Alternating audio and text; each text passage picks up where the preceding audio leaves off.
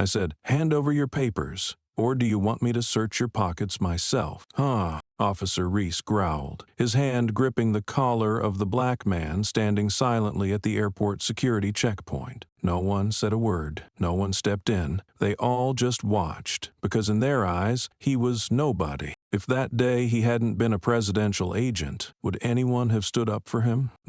What state are you in? There. Does silence mean complicity, or is it just habit? Monday morning at Atlanta Airport. The crowd was packed as always at the start of the week. Hard plastic suitcases slammed into each other. Wheels screeched across damp stone floors. Red digital clocks on the departure boards repeated the same delayed destinations, and the PA system apologized in broken phrases, as if it too was tired of saying the same thing. In the chaos, some people were rushing, some half asleep, some yelling into phones like they were ready to scream at the whole world. But only one person, among them all, made the 3 officers at Checkpoint C stop talking about yesterday's game. A tall black man, upright posture, walking without hurry, without sneakiness, without scanning the area like he was afraid to mess up. His suit was crisp, his hair neatly cropped, a brown leather bag hanging from his left hand, while his right hand stayed empty, quietly tapping to the rhythm of his steps. He passed through the scanner like someone crossing a familiar threshold, looking at no one, smiling at no one. That alone made Tucker stare. "That guy?" he said, voice low. "Suit on, no agency badge, looks like some halfway wannabe." Knox looked too, tilting his head slightly. Black, no credentials, no smile, walks like he's headed to the White House. "You don't think that's off?" Reese was sipping coffee, paused halfway, frowned, but said nothing. Not because he disagreed, but because he knew Tucker wouldn't let this one go. "Call him back," Knox muttered. "Bet he'll hand over his ID real quick if we use a serious tone." Tucker smirked. "Or better if he doesn't. I've had it with these guys walking like they've got the American flag stitched on their backs." Asher Boone had just reached the edge of the checkpoint when Tucker's voice called out behind him, firm like a command. "Hey man, stop for a sec." Boone stopped. He didn't flinch, didn't snap his head around. Just a slow turn, eyes landing on Tucker's face as if he'd felt their gaze minutes before. He didn't ask why he was being called, didn't try to explain. "I've cleared TSA," he said, voice low and clear. "I'm not required to show additional documents." Knox cut in almost immediately. "We are TSA here." Boone looked at him for exactly 3 seconds. No mockery, no confusion, then replied, "You're lying." The words dropped into a hallway just quiet enough for everyone nearby to hear each syllable. Reese frowned, as if ready to let it go, but Tucker had already stepped forward. "Under federal law," he said, "if there's suspicious behavior, we're allowed to request secondary screening." Boone gave a small nod, like someone patiently listening to a faulty version of logic. "And what's the suspicious behavior?" Tucker answered without hesitation. "Conduct inconsistent with civilian passengers." Boone didn't smile, but his face shifted slightly, like a crease that never fully formed. "Wearing a suit, being black, walking calmly, that's enough to be stopped." Knox didn't wait any longer. He stepped forward. "You're resisting." Boone tilted his head, eyes fixed on Reese. "I'm exercising my rights." Reese slowly set down his coffee, signaling with his eyes. Tucker nodded. "Step into the private screening room." Boone said nothing more. He bent to pick up his bag and followed the 3 men into a side hallway. The people behind them slowed. No one understood what was happening, but that hesitation in their steps was the only trace of conscience in the airport that morning. The door to the screening room opened. Inside was just one table, 3 chairs, and the dim yellow light of a ceiling fixture. No camera, no witnesses. Boone stood in the middle of the room, touching nothing. Knox pulled out a chair. "Sit." Boone answered. "I'm fine standing." Tucker circled the table, leaned his hands on the wood. "This space bothering you?" Boone's reply was steady and firm. "What bothers me is your real motive." Reese stepped closer, tone sharpening. "The motive is to ensure passenger safety." Boone didn't answer, but the silence felt like a boulder dropped in the room. Immovable, Tucker inched forward, voice lower now. "Show ID." Or the sentence trailed off, like an old warning that used to carry weight. Boone opened his bag, pulled out a small black item, a folded leather ID, and placed it on the table. "Documents?" he said. Reese stepped forward to grab it, but Boone kept his hand on it. Knox leaned in, trying to glimpse the lettering. U.S. Department of... Boone met his eyes. "I'll open it if I decide it's necessary." Reese gave a dry laugh, voice sharp. "You hiding your identity?" Boone answered immediately. "I follow federal confidentiality protocols."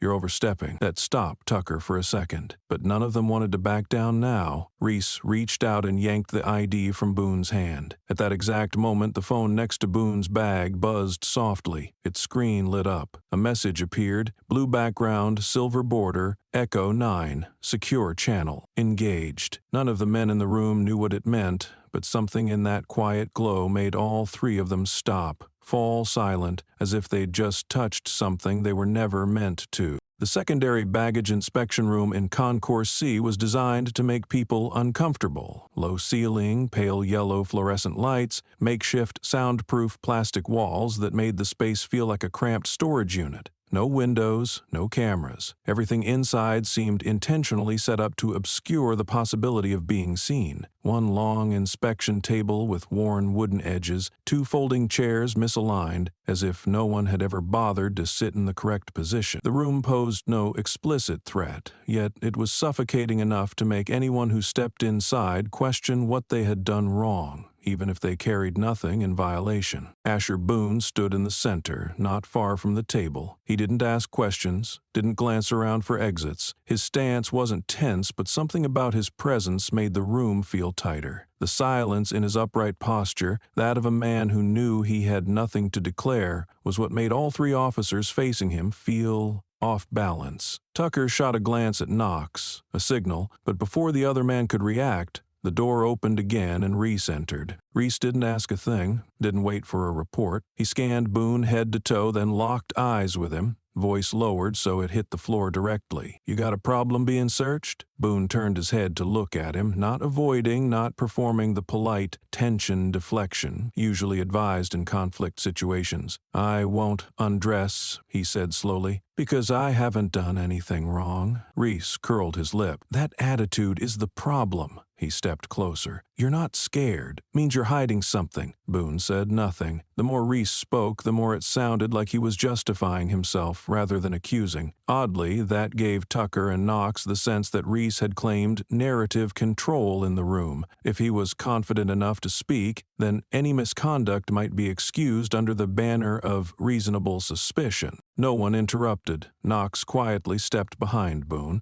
where the dark brown bag had been lying undisturbed on the table since the beginning. He bent down, flicked the bag open with a practiced move he'd used on thousands of passengers. No reaction. Boone didn't turn, didn't speak. The silence made the sound of the zipper strangely loud, the thin metallic rasp drawing a line between two kinds of people. Inside the bag were only a small leather-bound notebook, a thin black-covered book with a folded corner, a phone on silent, and a folded ID case with worn dark leather. No weapon, no device. Nothing unusual, but Knox didn't hide his disappointment. He stared at the ID, the only item resembling identification, then lifted it between two fingers, rotating it. "What is this?" he asked. Reese stepped forward, glanced briefly, and didn't touch it. No seal, no serial number. Could be a prop or a replica. Tucker added, "Could be real. They use real IDs to stay covered." Reese nodded, turned to Boone. "You still refusing to take your coat off?" Boone gave a slight nod,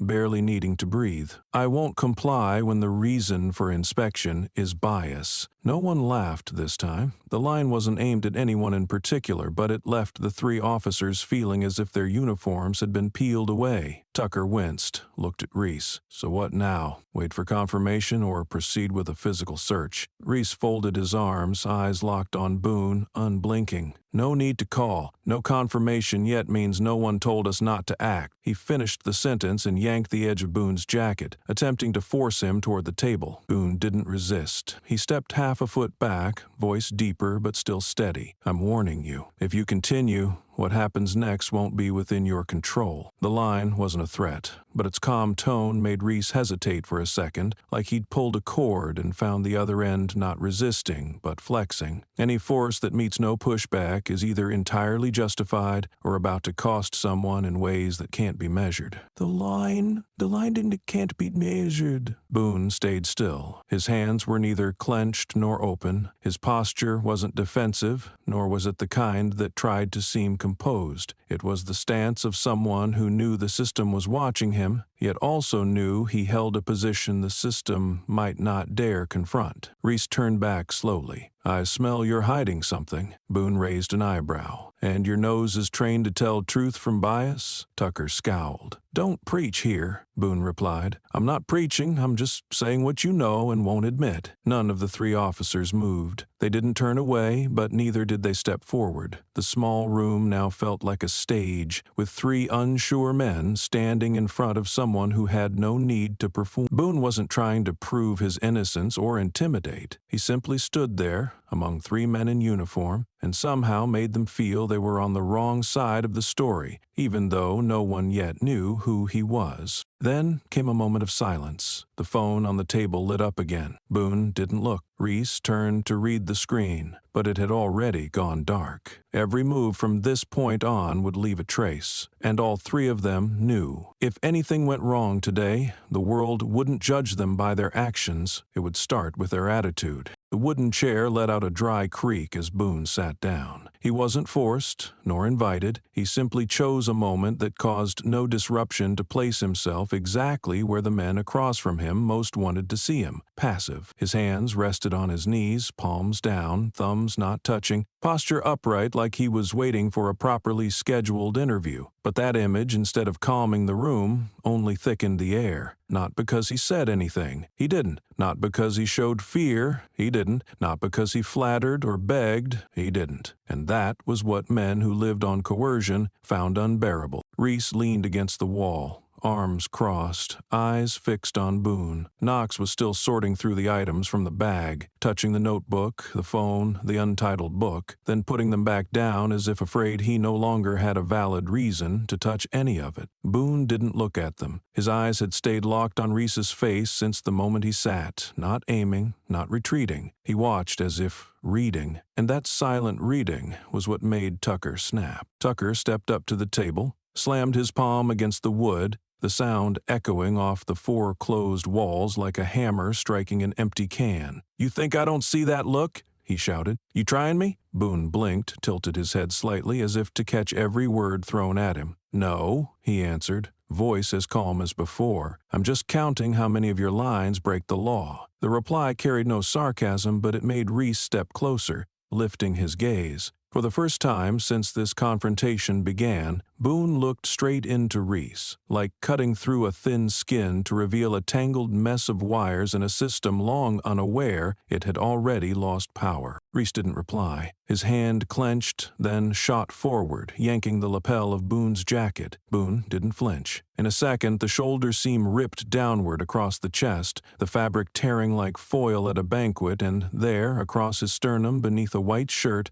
appeared three bold black letters, FBI. No logo, no emblem, no badge. Just three clean, sharp letters, like the label on a case file from one of the investigations Reese had always hated. Knox froze for a second. His hand caught mid-page in the notebook, eyes shifting like he realized he hadn't touched a bag, he'd triggered a device. Tucker swallowed, lips tightening, eyes darting from Boone to Reese, unsure whether to push forward or pull back. But Reese didn't step back. He never did when met with that kind of look, the gaze of someone not provoking, not threatening, just existing, as a living denial of the authority he believed untouchable. "You printed that to scare us?" Reese growled, his voice thick and raspy. He stepped in, gripped the edge of the table with both hands, then, without another word, drove a punch straight into Boone's chest. Not professional, not tactical, just the release of a nameless frustration. Boone didn't fall. His body rocked back, then settled. His hands, still resting on his knees,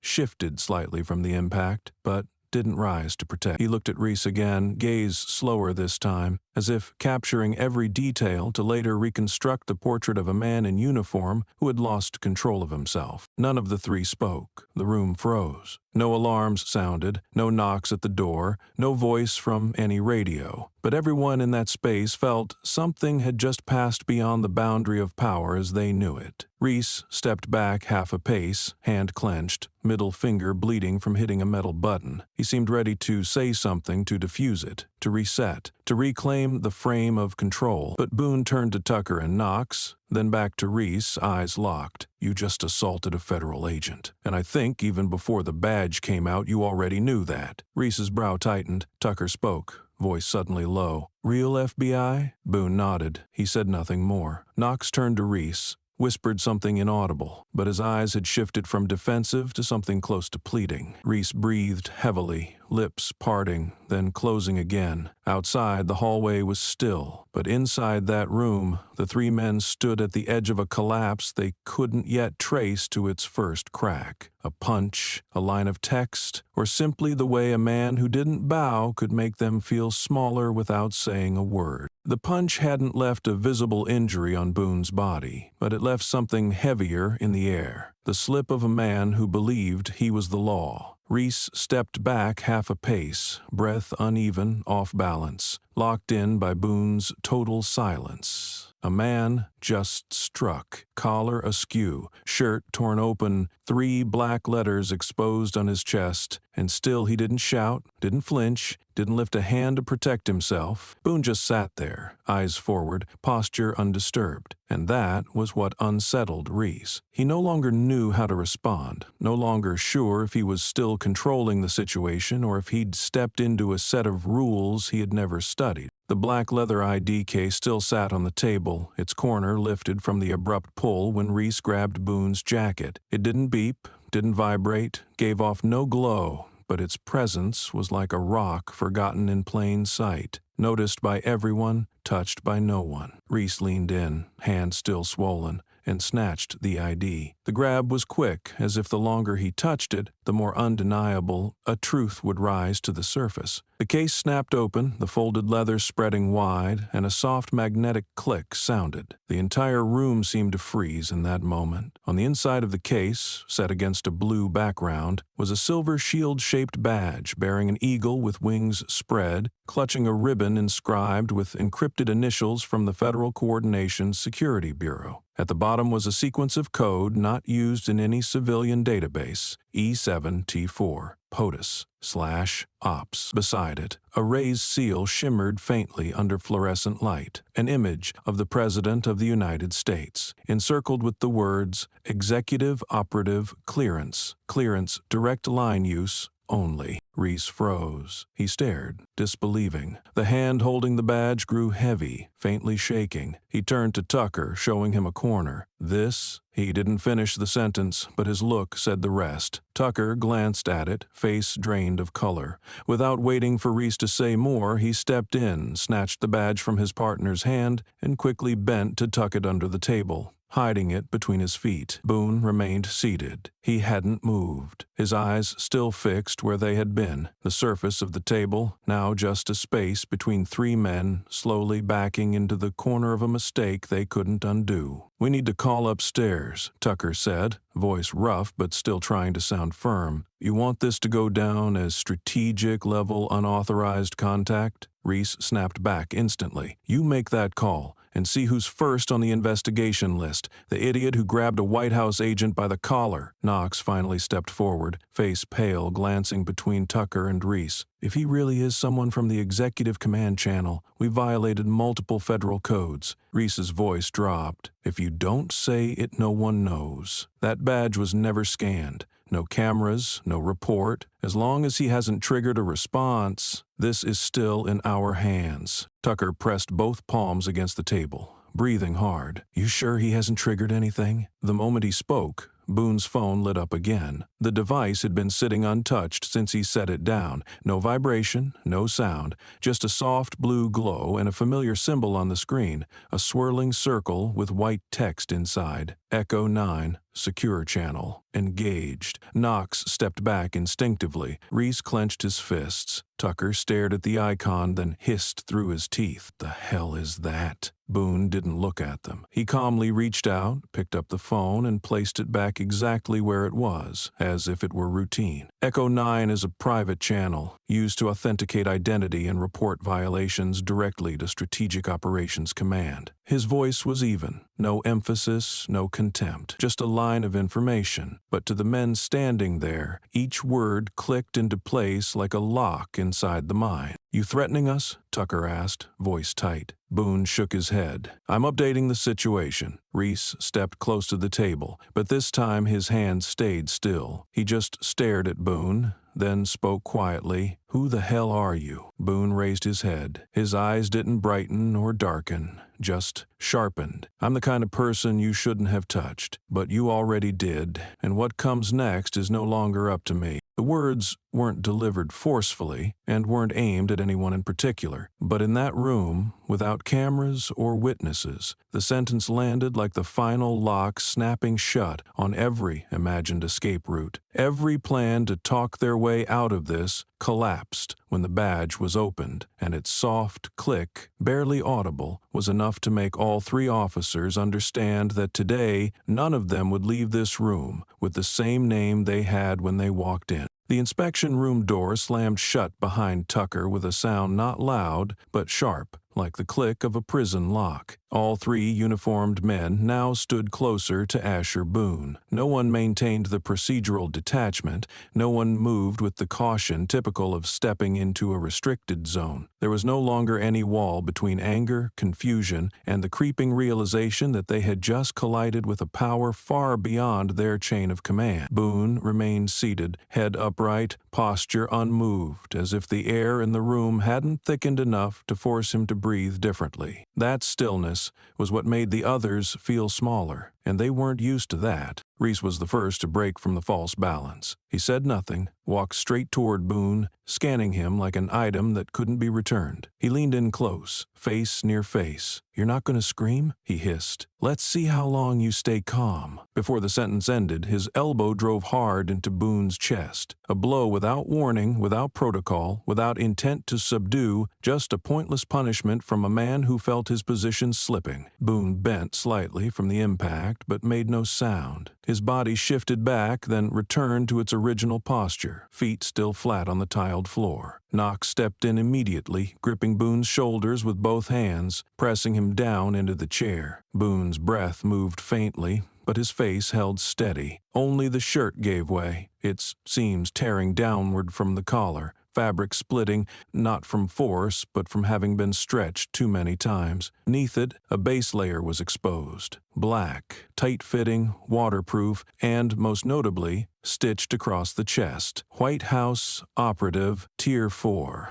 Tucker froze. He stared at the words like someone who'd just read a spell not meant to be spoken aloud. One step caught mid-mation, shoulders dropping, face pale not from fear but understanding. Some labels, when they appear in a room like this, end the illusion of control. But Reese didn't stop. If Boone and Tucker both fell silent, it only made him feel more compelled to act. "You faker," he growled, voice cracking. "You played this well, huh?" He grabbed the other side of Boone's shirt and yanked again. The fabric gave up completely, the front panel ripping open, buttons popping, and the embroidery came into full view beneath the light. Tier 4. Operative identified as White House clearance only. No flashy logos, no loud colors, just clean embroidery not meant for civilians, but for those who had passed at least one internal emergency clearance drill. Reese had taken that class. He had once written a mid-level report for a case marked Executive Tier Clearance. Boone still said nothing. He sat there, hands on his knees, shirt loose, chest rising with faint motion, like a bruise beneath skin long since hardened. But his silence wasn't surrender. It was a living code waiting for the right reader. Reese wasn't that reader. He lunged forward, driving a fist into Boone's sternum with enough force to knock him from the chair. Boone fell, his back slamming against the table edge, then sliding to the floor. His left arm struck the table corner with a sharp thud. The whole room froze. Knox spoke first. "Stop. This isn't right." Tucker stepped forward, about to pull Reese back, but Reese had already stepped away. He looked at no one, hands trembling, veins pulsing at his temples, eyes bloodshot, throat dry like he'd swallowed metal. Boone still lay folded on the floor, one hand bracing the tile, the other on his chest, but when he raised his head, his eyes were no longer indifferent. What stared back now wasn't silence. It was a verdict. On the table, the phone buzzed softly. No one touched it, no one unlocked it, but the screen lit up for a few seconds, just long enough for someone to catch the sliding message. Confirmation received. Code authorized. The device made no sound. It didn't need to. What had to be sent was already sent, and no one in that room had any power left to stop it. Boone slowly sat up. He didn't ask for help, didn't demand answers. He simply rose like someone who had just passed through the seizure of a broken system, not by force, but by the unwavering certainty that if he survived this morning, those who believed power came without consequence would no longer use another's silence as permission to act. The airport's technical coordination room sat far from the passenger area, separated by 2 layers of soundproof glass and an auxiliary hallway closed to the public. It was often empty, even during peak hours. The lights were set to a level just dim enough to prevent eye strain from the constant glare of monitors. 2 rows of large screens lined the walls, each row displaying 6 to 8 camera feeds simultaneously, covering the entire concourse, checkpoints, and technical zone. In the middle of that space, a technician named Julian sat upright at his desk, fingers tapping lightly on the keyboard, eyes scanning each replaying frame on the auto loop. Julian was used to scrubbing footage for camera glitches, spotting skipped frames, fixing delayed timestamps, or syncing mismatched system logs. His job was so routine that if anything slipped out of rhythm, he would notice it without any alerts, and this morning there was a minor visual glitch in the feed from the secondary baggage inspection area in Concourse CA, a location rarely flagged for isolated screening. Julian rewound the footage, pausing at the system's flagged timestamp. The screen jumped to a 15-second clip. No sound, no captions, but the image was clear. A black man was being held against a table, his arm pinned by a large officer while another man yanked the collar of his shirt. The fabric tore open, revealing a line of black text across a white undershirt. 3 large letters, FBI. The clip blinked in and out, not in high resolution, and the man's face never turned fully toward the camera. The angle was slightly off, likely a secondary mount, not a main feed, but every motion was visible. No threatening gestures from the man, no resistance, just a series of silent acts of force. Julian paused at the 10th second, his eyes locked onto the letters on the shirt. It could be fake. It could be a training scenario.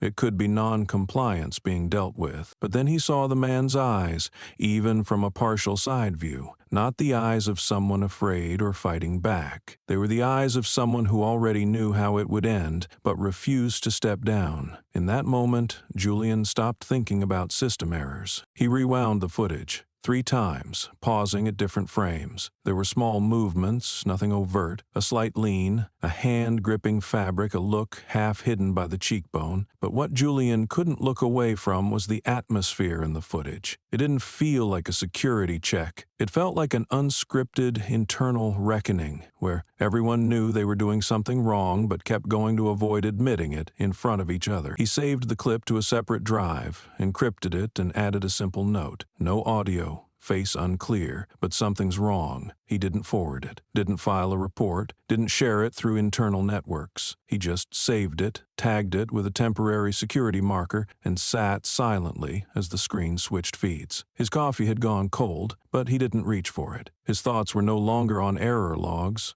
A question had surfaced. If I don't keep this clip, has anyone ever kept it before? Julian leaned back in his chair. The 15-second footage had been replayed 3 times, each detail unchanged. The pinned man, the torn shirt, the words revealed mid-movement. No voices were raised, no warning prompts appeared, but what kept him from deleting or archiving it was what the footage didn't show: a reason. Any act of force inside an airport, if legitimate, followed a clear protocol: resistance, flagged items, scanner alerts. But there was nothing in the clip that showed any of that existed. He replayed it one more time, this time not focusing on the visuals, but on the rhythm of movement. Technicians like him were trained to sense patterns. Deliberate actions have distinct timing, hand motions, reaction intervals, spacing between physical moves. But here there was no rhythm, just a stream of actions, born from frustration, not procedure. Browning, Boone didn't struggle, yet was pinned. The shirt wasn't just pulled, it was torn,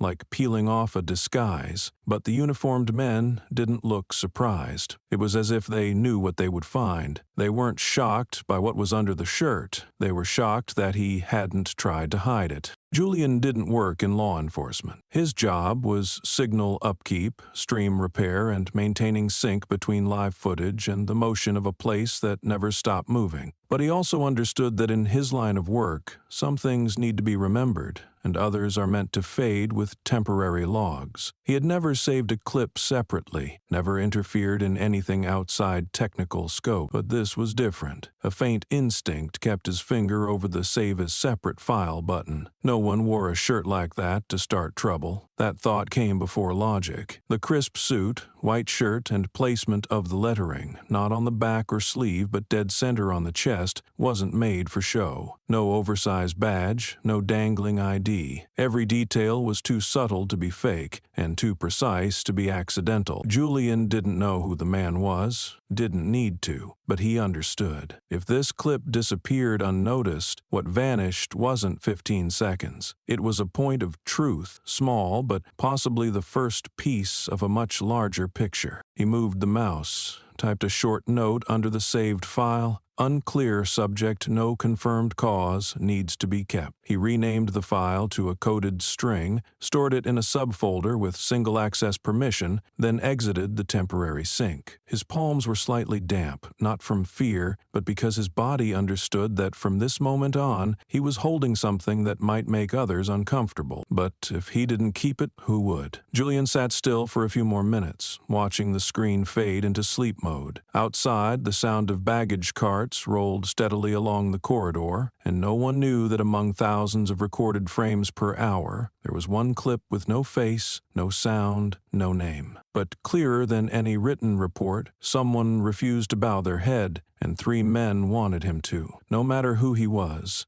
The dorm room on the 3rd floor of Block B lit up at 6 a.m. earlier than any other day of the week. On the laptop screen in the middle of the desk was the familiar interface of an online forum dedicated to videos exposing abuse of power by law enforcement. The curtain was half drawn, letting a slant of light fall across the table's edge, making the icons on screen stand out more starkly. A senior journalism student named Lyra sat still in front of the playing footage. She wore no headphones, but her eyes were fixed on the 15-second clip others might have skipped after a few swipes. The clip didn't start with shouting. It opened with a black man being forced into a chair, shoulders pinned down, chest knocked backward. An officer grabbed his collar, tore open his shirt, revealing bold letters printed across the white undershirt. The word FBI needed no zoom, no explanation. Everything happened fast, but nothing was unclear. No screaming, no resistance, no plea, just brute action, and the unmistakable presence of a mistake reflected in the eyes of those who still thought they were in control. Mira rewound at once. She wasn't used to posting knee-jerk takes,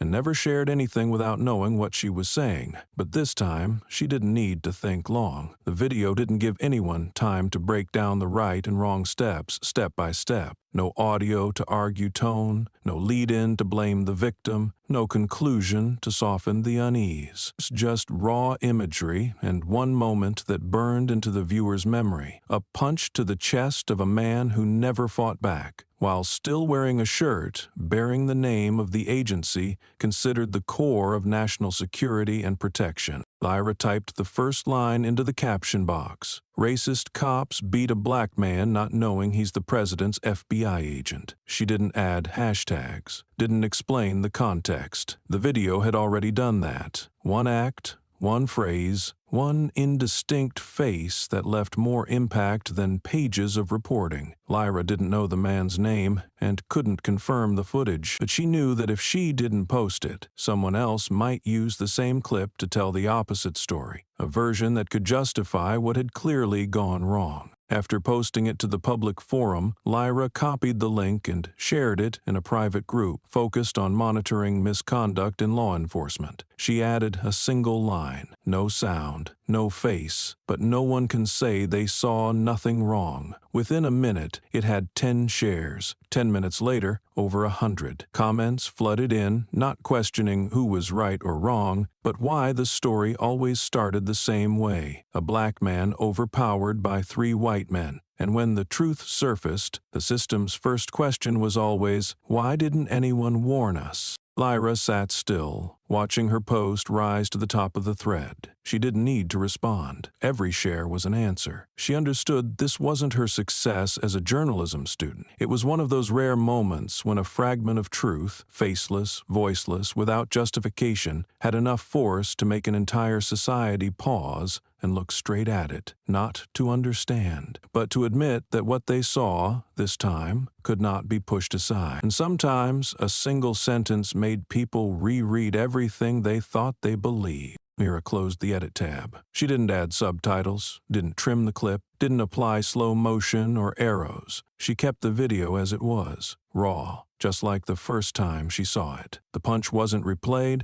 the stare wasn't zoomed, and even the word FBI wasn't highlighted. All of it lived in 15 seconds, uncut, unstressed, like a fragment of truth that had slipped out of a report but survived in the system. She hit published. No long caption, no emojis, just the same line she had typed instinctively. Racist cops beat a black man not knowing he's the president's FBI agent. For the first 10 minutes, she didn't check the comments. Her eyes stayed on the corner of the screen, where the video icon turned red as the share count rose with every breath. After 30 minutes, it had passed 2,000. After 1 hour, over 10,000 shares. No corrections, no one asking for sources, no comments demanding proof. The video had moved on its own. A clip with no clear face, no voice, no defined context, yet no viewer needed more. They didn't need to know where it happened, or the man's name, or his title. What made them stop was the moment his eyes never dropped. When he was held down, when his shirt was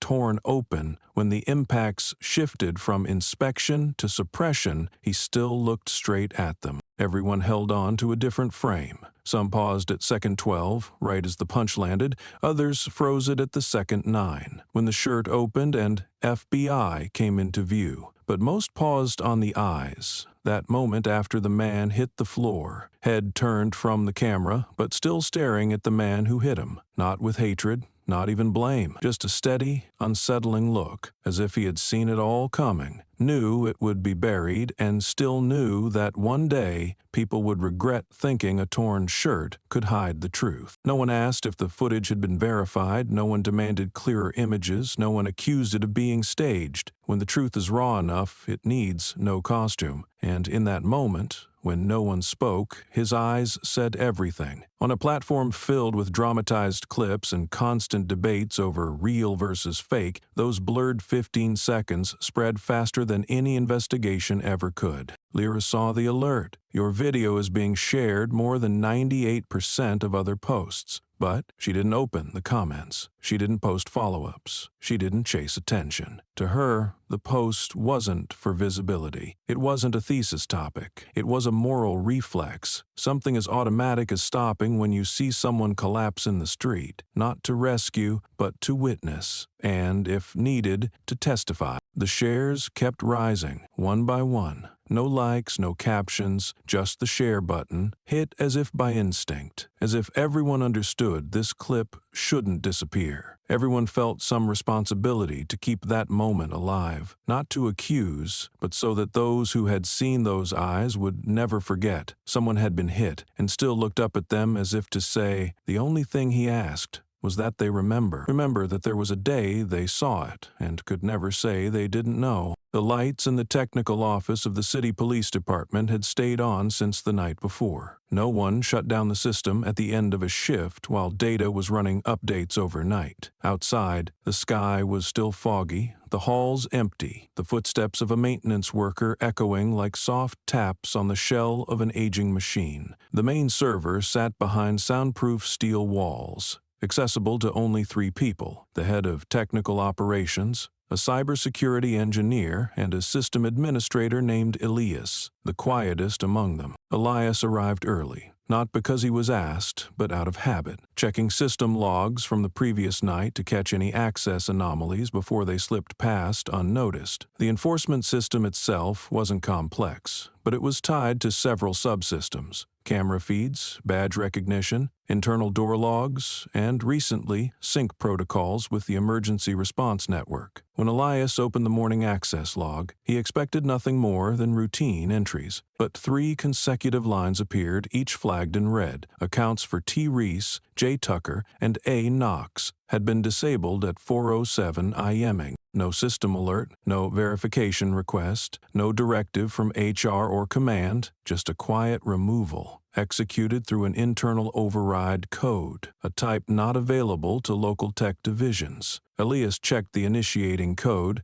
unknown ID, routed through a federal coordination cluster often used by agencies linked to White House enforcement channels. He didn't click appeal. He didn't submit a request, not because he didn't know how, but because he understood this was a decision already made, one that required no discussion and had no reversal. At that same moment, on the 3rd floor personnel intake wing, Reese was the first to arrive. He swiped his badge at the access gate. No light, no response. He pulled it back and swiped again. Still nothing. A security officer stepped out from behind the glass, nodded politely as if it were a minor glitch. Reese tapped the reader, moved to the next scanner, and tried again. No change. Behind him, Tucker appeared, pausing at the sight of Reese standing still, unreadable. He took out his own badge, placed it against the sensor. The screen blinked red, then went dark. No error, just silence. Knox arrived last. The 3 exchanged glances. No one voiced the thing already clear. One of the most unsettling outcomes wasn't a formal hearing or public inquiry, it was when the system pulled away. No call from above, no reminder email, no internal memo in the inbox. But when the badge no longer unlocked doors, when access was revoked before the user even knew, it meant the system no longer wanted their names tied to any official record. Elias remained in the tech room, opened the permissions panel again. The 3 names were now marked Archived Federal Override. This command would erase all access logs within 48 hours unless a high-level request intervened. He quietly turned off the screen, removed his login card, and exited the session. He felt no satisfaction, no regret, just a familiar motion. When the system wants to protect someone, it blocks interference. But when it decides to protect itself, the first thing it removes is the names that once believed they were at its center. Downstairs at the precinct entrance, the 3 men stood outside the door that for 7 years had never been closed to them. Reese looked down at the card in his hand as if checking for a flaw in the cold piece of plastic. Tucker stayed silent, head lowered slightly, eyes drifting toward the ceiling cameras, as if wondering who was watching from the other side. Knox took out his phone, logged into the internal network, and froze when the message appeared. Access denied. Clearance suspended. No HR alert, no internal notice, no quiet call from above. The silence wasn't sent in words, but through the very removal of access to the building they once moved through, like blood in a body. Upstairs, administrative staff began filing into offices. The first hum of morning coffee machines started. Doors opened on schedule. Nothing seemed off, but the gate downstairs stayed locked. Reese spoke abruptly. "Call tech," he said. No one responded. Tucker slowly pulled out his phone, but stopped halfway. He understood if a federal-level lockout was in place,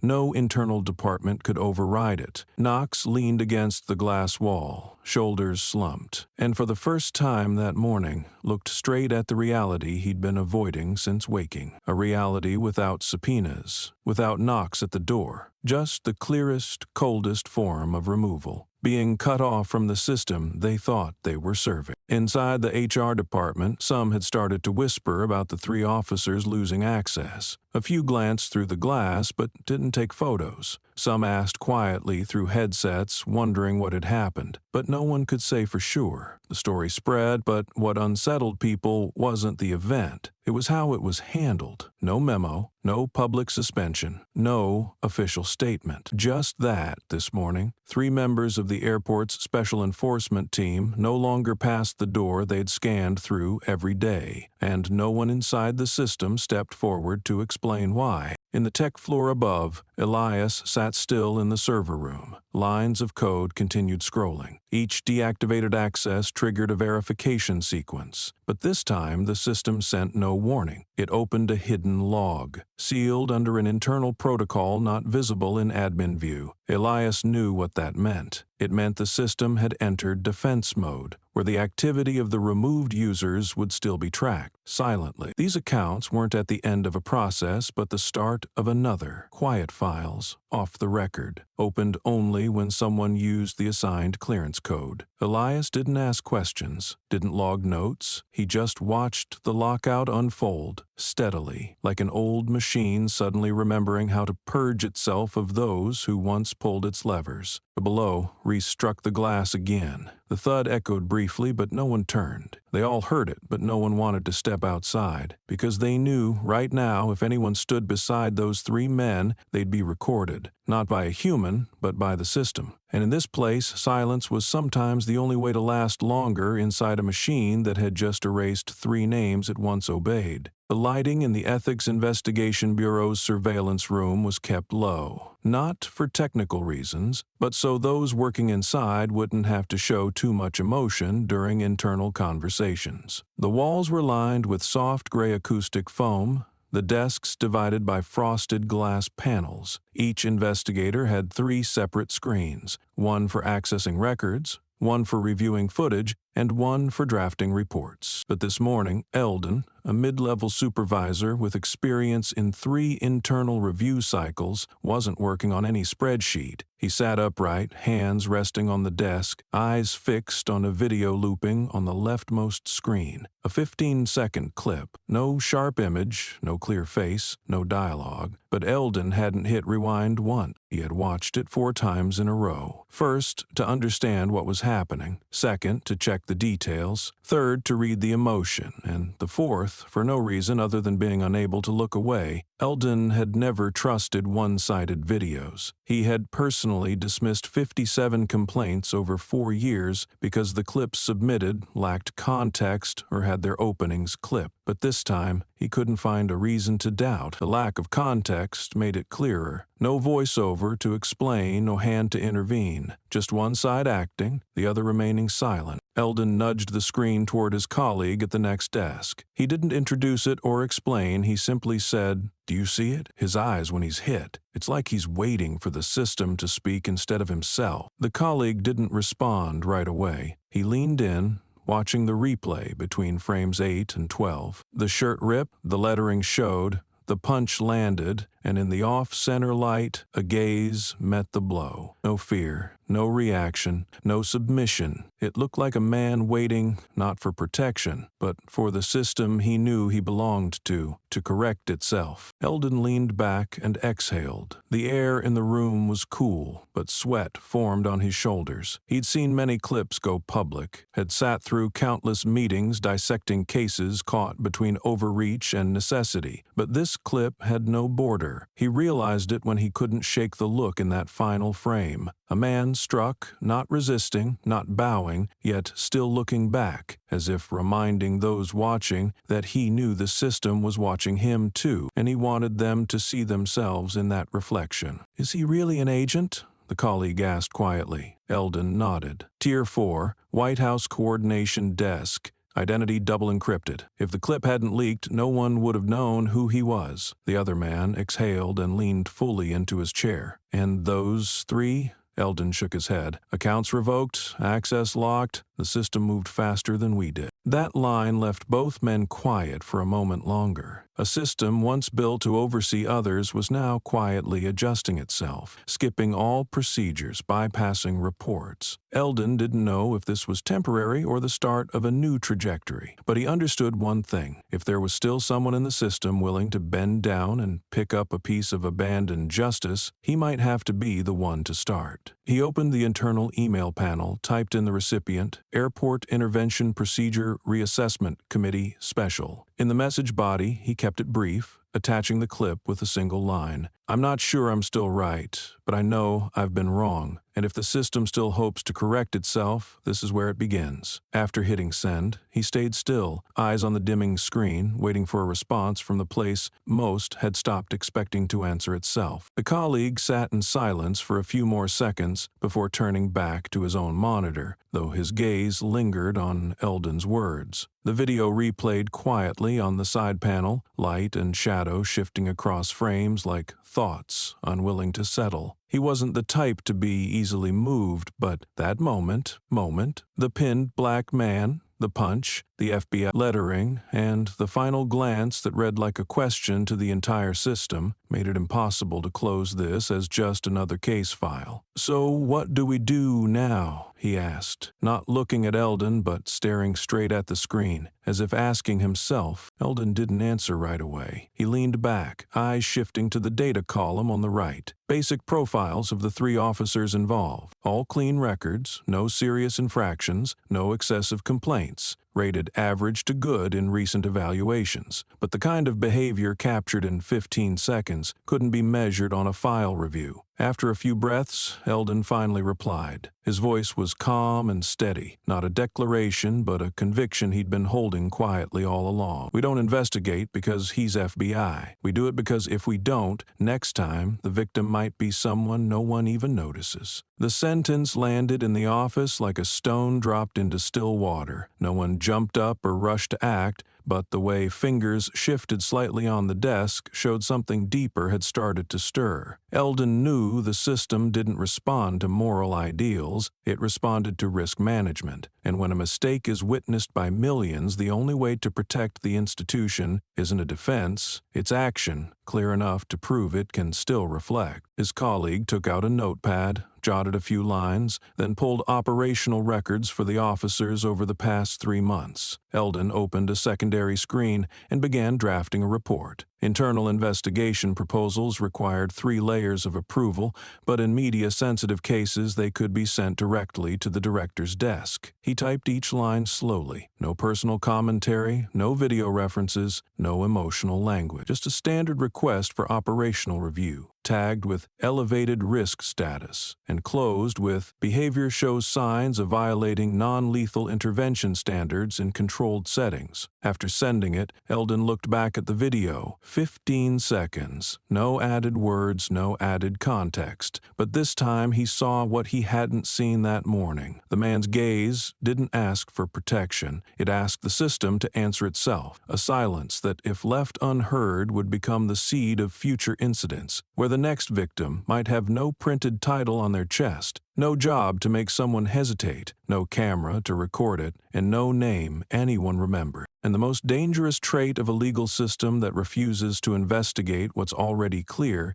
is that it begins to write the script for repetition, where wrongdoing is no longer an accident but a foreseeable consequence. Eldon understood. If they didn't reach out today, tomorrow, no one would believe in any hand that tried. The holding room, deep in the third basement level of the internal security wing, was designed for those who never know how long they'll stay. No windows, no wall clock, just steady white light and the hum of an air system running as smooth as a machine's breath. The metal desk was coated to prevent glare. The chair had no high back. The bed folded flat. Everything was installed for long, silent stays without creating any sense of attachment. The man sat at the desk, both hands resting lightly on the smooth steel, his gaze fixed on a still emptiness. His clothes had been changed, no more torn fabric, no more dried blood on his wrists. He had undergone a health check, answered a few necessary questions to complete the initial administrative report. Everything followed protocol for high-clearance personnel subjected to procedural misconduct. But when all of it was done, he still hadn't spoken a word about what happened. The soft sound of heels broke the silence as the fingerprint lock door opened quietly. A female agent stepped in, compact build, hair tied tight behind her head, ID badge tucked inside her blazer, revealing her code from the Federal Personnel Investigation Support Group. She stopped at the required distance from the desk,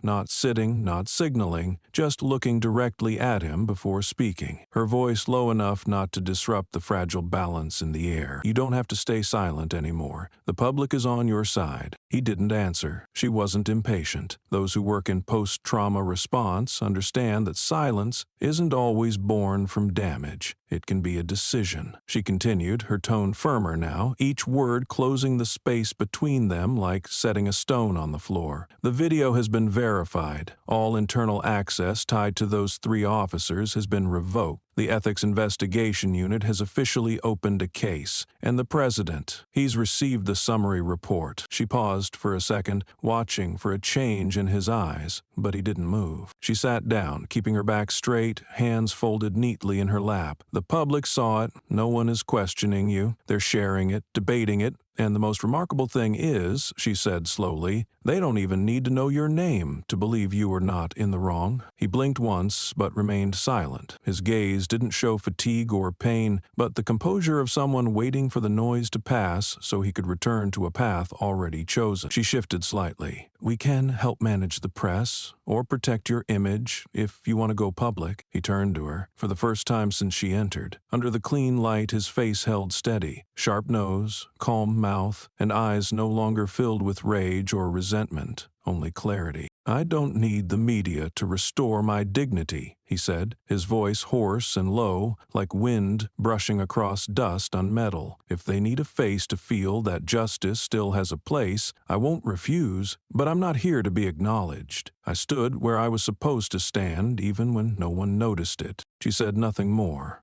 He looked down at his hands, palms up, lines deep from years of training, of guarding top-level security, of living in shadow without seeking recognition. These were hands that didn't strike back, didn't push away, didn't lift to demand justice in the way the system was used to, and perhaps that was why the public didn't need to hear a word from him to choose to stand with him. In the hallway, footsteps grew distant. The door remained slightly ajar, but the room was no longer a temporary shelter for a man who had been beaten. It had become the place where the system was listening to someone who didn't need to speak to be believed, who didn't need to stand out for the truth to choose his side. The woman furrowed her brow slightly at his response, but didn't interrupt. She waited for him to continue, and he didn't let the silence stretch for long. His voice remained even, his eyes fixed on the invisible point of space between them, as if what he was saying wasn't meant to be agreed with, but simply to face the reality still present outside.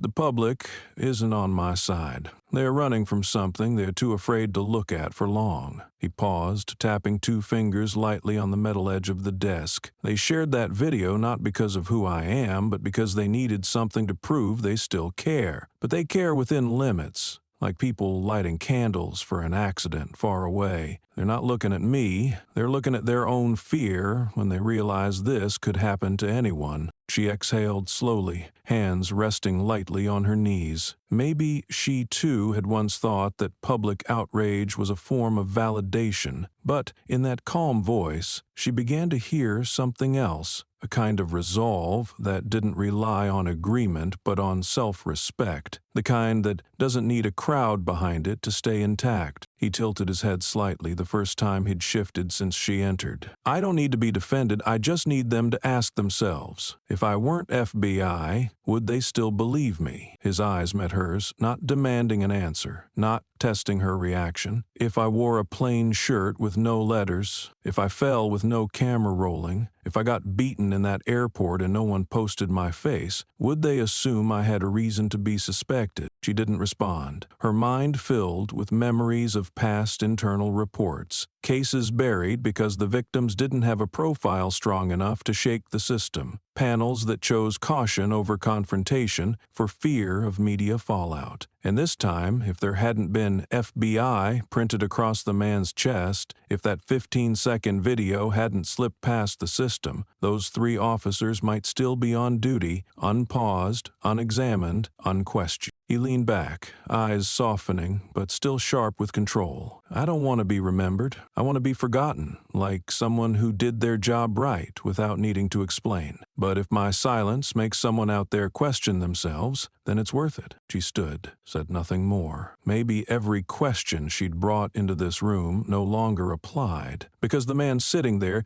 didn't need to be rescued. He had held his dignity through a chain of events that forced an entire system to gasp just to keep pace. And now, he didn't need a monument. He only needed society to look at the incident and ask, what would have happened if he were just an ordinary man? If that shirt was plain cotton, if the punch hadn't been recorded, if that look hadn't met the lens. She walked out. The hallway lights stretched quietly to the end of the corridor, like a silence left intact for those who don't need to shout to be heard. And behind the door that closed behind her, the man still sat, hands folded, eyes fixed on the empty space ahead, where the world outside was still catching its breath over something he had lived with for a very long time. The question of whether trust, without a badge to verify it, still holds any worth. On the 8th floor of the Department of Homeland Security, behind a hallway lined with radiation-proof glass and double-layered steel walls, sits the Internal Records Encryption Room, one of the few units within the federal apparatus that remains unknown to the public despite operating at its core. No one enters this room without leaving a trace in the triple-tier access system. All data is reverse encrypted, classified by special clearance levels, and can only be accessed by individuals with simultaneous authorization from both civil enforcement and special operations coordination branches. A senior operative from the Internal Intelligence Division stood before the main server interface. On screen was a data input field, the command line, beginning with a string of code extracted from a video clip posted 3 days earlier, a silent, nameless recording that had now spread beyond the control of any moderation team. He re-entered the provisional identification code based on extracted imagery, facial geometry, body shape, shoulder width, a recognition method that used physical data, not names. The system processed for nearly a minute before returning results. The first line read, "Query complete. Classification, Class E7. Below that, each metric appeared in silence without annotations. The final line, bold white text on a black background, read, Executive Line, Agent, Clearance, Presidential Eyes Only. The operative didn't blink. He had seen this format only twice in his entire career, and each time it had involved records created outside of traditional training pipelines with no presence in any federal enforcement network.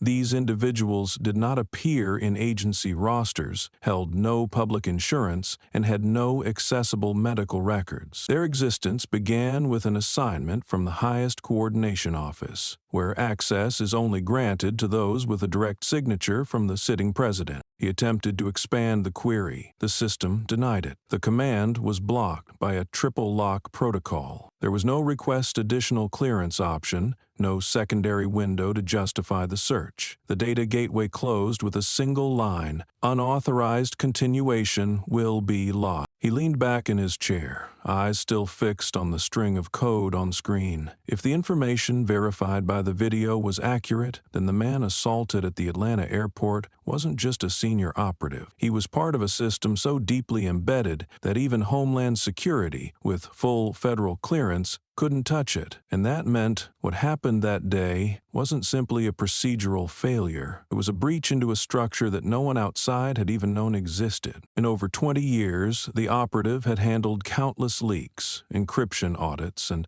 special record extractions, but never once had the system returned the phrase, "presidential eyes only." That meant the man had not been assigned to any standard operational field. He wasn't trained to work within units. He was created, or more precisely selected, to be part of a group whose mere existence was a classified fact. He recorded the accessed code, not electronically, but by hand on internal scam-proof paper. Then he locked the device and exited the system. What he felt wasn't surprise, but a clear realization. This incident had never been about the mistake of 3 officers. It was a collision between 2 realities, one that believed it could control others through the power of a badge, and one born from an authority that badge was never meant to reach,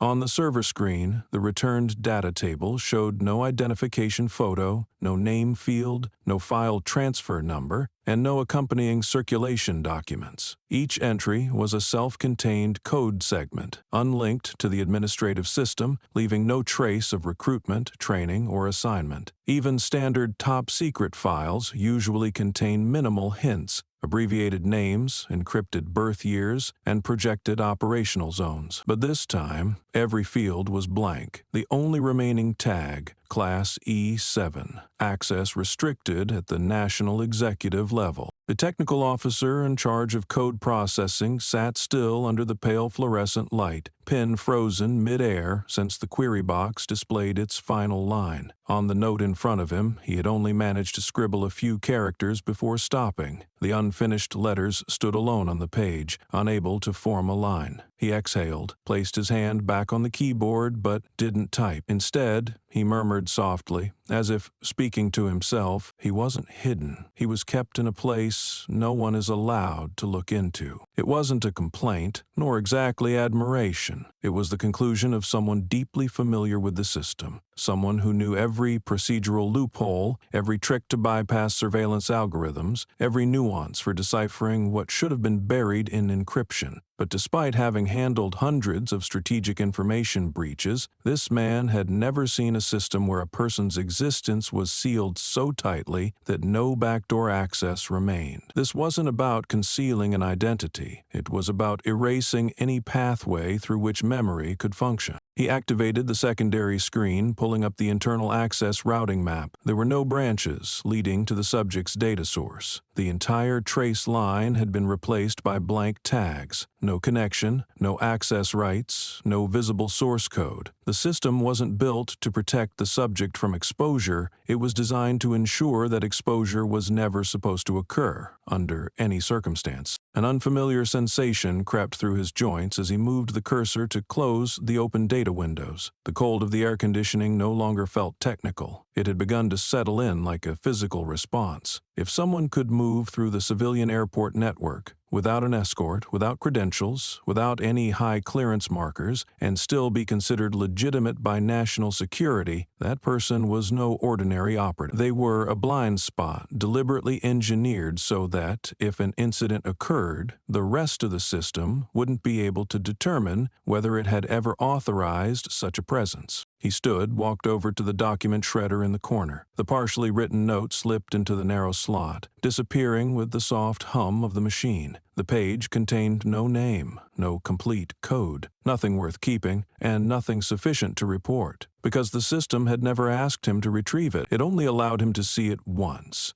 as a reminder that behind the leaks now surfacing, there was still a deeper layer of authority in operation, not for the press, not for media, not for the approval of any agency. It existed so that, when necessary, someone could emerge from the shadows and fulfill a role no one had the right to question, not their conditions, not their history, not their motives. And when that moment came, the system would not correct itself by apologizing. It would step back, erase every related log line, and preserve the old order from being dismantled by someone it was never meant to control. The room sat at the end of the corridor on the 13th floor of the Federal Administrative Building, designed for emergency meetings that required no recordings or official documentation. There were no projection screens on the walls, no whiteboards, and no online connection devices. Just a long table with a dark wood surface, black leather chairs arranged evenly, and ceiling lights calibrated just enough to show every expression without making anyone squint. 3 men sat on one side of the table, hands in front of them, each with a different posture but sharing the same weariness that no longer needed hiding. Reese sat near the head of the table, where those seen as the central figures usually took their place. His eyes were sunken,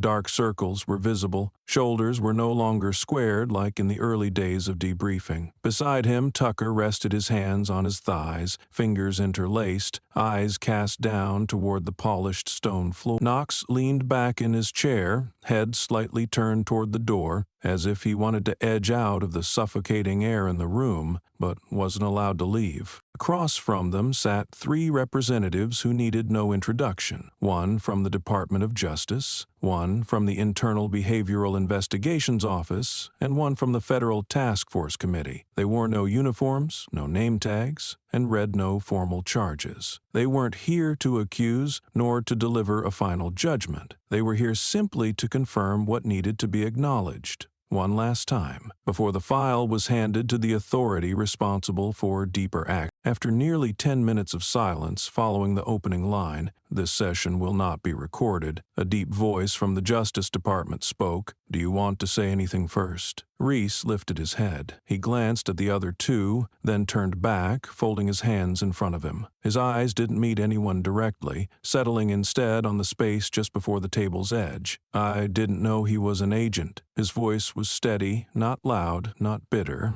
A long pause followed. No one took notes, no one challenged him, no one rushed to speak. The man across from him gave a slight nod, as if confirming something that had long been understood. Reese continued, this time locking eyes with the committee representative. "We weren't warned. There was no record in the airport system, no emergency clearance code, no signal from the ID tag. He didn't leave any information that would have made us stop earlier." The representative didn't ask a follow-up. He leaned forward slightly, one hand resting on a thick file folder with no cover label. He didn't open it, didn't need to. The file had been completed before the 3 men walked into the room. Tucker shifted his posture, sitting up a bit. His voice was low, as if afraid to wake something lying still. "We weren't targeting him. We just responded to what we thought was a threat." It wasn't an excuse, more like a line he'd repeated in his head for days. But the words didn't stir any visible reaction from the other side of the table, because what mattered now was no longer the intent, but the consequence. Knox still hadn't spoken. He just sat there, eyes fixed on something beyond, as if watching through a window that didn't exist. He didn't defend, didn't retract. His silence wasn't denial, but an understanding that saying more wouldn't change anything. Not because the reasons weren't known, but because everyone in the room knew all too well. The moment the man was knocked down, no reason could justify what happened next. The door stayed closed. No one knocked, no bell rang. Only time passed between men long used to operating under authority, now left waiting for a larger system to decide whether they were still fit to remain inside it. And in that room, without minutes or official transcripts, for the first time, all 3 had to face a reality no longer covered by the phrase, "within procedural scope." In front of them now wasn't a suspect. It was the consequence of a breach so wide, no words could patch it. The question came from the representative of the Internal Behavioral Investigations Office. His voice wasn't raised, wasn't cold, didn't carry any edge of accusation, yet when it sounded, the air in the room dropped in a way none of the 3 could resist. "If it had been someone else, without the letters FBI, would you have stopped?"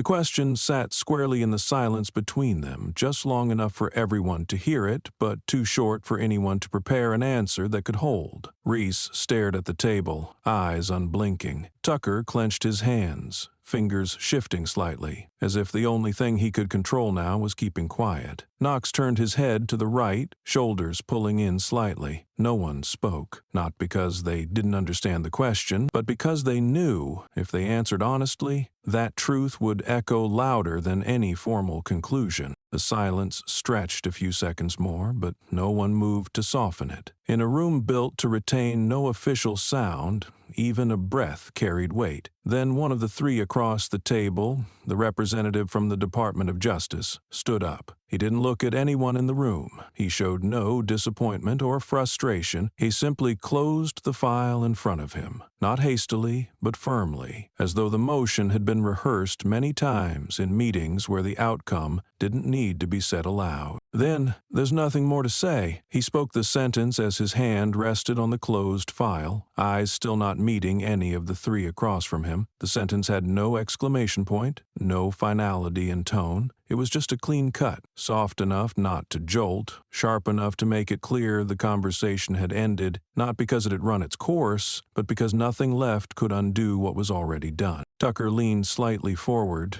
then stopped. Reese rubbed his face, fingers dragging across the bridge of his nose, a small motion familiar to those trying to reckon with the irreparable. Knox had not spoken since the session began and didn't plan to start now. His silence wasn't a refusal to engage, but a recognition that anything said would later be questioned by their own conscience. The remaining official packed his things into a bag. No laptop opened, no extra notes taken. Everything worth knowing had already been seen, not on paper, but in how the men who once held operational control now sat across from the truth without the will to call it by name. That simple question hadn't been a trap, it was a measure, a test to see whether their behavior still fit under the label of tactical response or had long slipped into something more selectively conditioned. When the door opened, footsteps on the stone floor marked the end of the unrecorded session. No one said goodbye. No one made polite gestures. Those who left didn't look back, and those who stayed didn't rise to see them off. The meeting room grew emptier, even as it still held bodies. The cold seeped from the walls, the floor, from the very space between people, no longer buffered by protocol or duty rosters. Reese closed his eyes for a few seconds. When he opened them, the lighting hadn't changed, but they had. That unanswered question wouldn't appear in any report, but it would fold itself into their awareness. A crease no one would see, no one would read, but all would know was there. And for men once used to being shielded by the system, this was the first time they had to face the silence after question and realize no justification could cover them anymore. The White House press room was packed, as usual, the ceiling lights casting even white reflections on every microphone and the shoulders of the reporters. Cameras lined up in rows, the quiet shutter clicks forming a constant background rhythm in sessions where any sentence could become a historical statement. The president stood at the podium. Behind him, two flags, and the dark blue backdrop embossed with the emblem of the government press office. Questions about the budget, foreign policy, and the border crisis were asked, following a rhythm nearly memorized by heart. But when a young female journalist stood up, gripping her notepad firmly, her gaze steady and direct, every camera turned toward her. The question was not long, didn't use complex grammar, and made no effort to soften its intent. Can you confirm whether the man assaulted in the video that went viral this week is part of your team? No one moved. Even the advisors flanking the podium froze. The question hadn't been on the expected list, but no one could say it was out of line. The president looked down, read a final line in the folder open before him, then closed it, set it down and looked up. "I confirm no one." One sentence. No clauses, no elaboration, no space for interpretation. Statement caused a stir. Reporters began typing, earpieces adjusted, recorders raised. But the president didn't wait for the next question. He kept his gaze locked on the woman who had asked it, as if to make clear that what he'd said was not an evasion but a redirect, that the answer wasn't a solution but a mirror, meant to reflect how people were choosing to handle the issue. No confirmation didn't mean denial, but it also refused to let anyone cling to the shield of high-ranking status to justify what the system should fix at its core. If he confirmed that the man was government personnel, the media would immediately shift focus from the violent act to the victim's status. The headline would change, turning the incident into a clash of bureaucratic ranks, and in doing so, what truly needed to be addressed, the spontaneous use of force by law enforcement on someone who never resisted, would fade from the spotlight. The president wasn't there to clean up the fallout. He was there to show that a system is not just when it only gets it right for those with titles. Because in a society where justice arrives only when the victim holds power, that justice belongs to no one. Another reporter raised a hand, but the president had already stepped away from the podium, heading toward the side door connecting to the main hall. No advisor spoke on his behalf. The briefing ended with one message made perfectly clear: revisit the entire incident not by the man's name, but by how the system reacted before knowing who he was. That evening on the news, the president's response was replayed at least 5 times. Analysts debated whether he was hiding something or sidestepping responsibility. But amid all the thick commentary, one thing stood out. Never before had someone beaten in an airport made the entire machine pause and ask, "Are we protecting justice or just shielding those we recognize?" And if the head of state chose not to confirm anything, maybe what he wanted to confirm wasn't a name. Maybe it was the question that everyone else now had to answer for themselves. No one in the briefing room moved after the president's words. The sentence that had just left his lips didn't spark applause, nor did it take the form of a political statement. It was simple, but it pressed down on everyone present, even those who had never thought they needed to re-examine what they assumed to be clear. He paused a few seconds after his initial answer, allowing every gaze to settle on him, not out of curiosity, but out of anticipation. And then he spoke, slowly, each word distinct, as if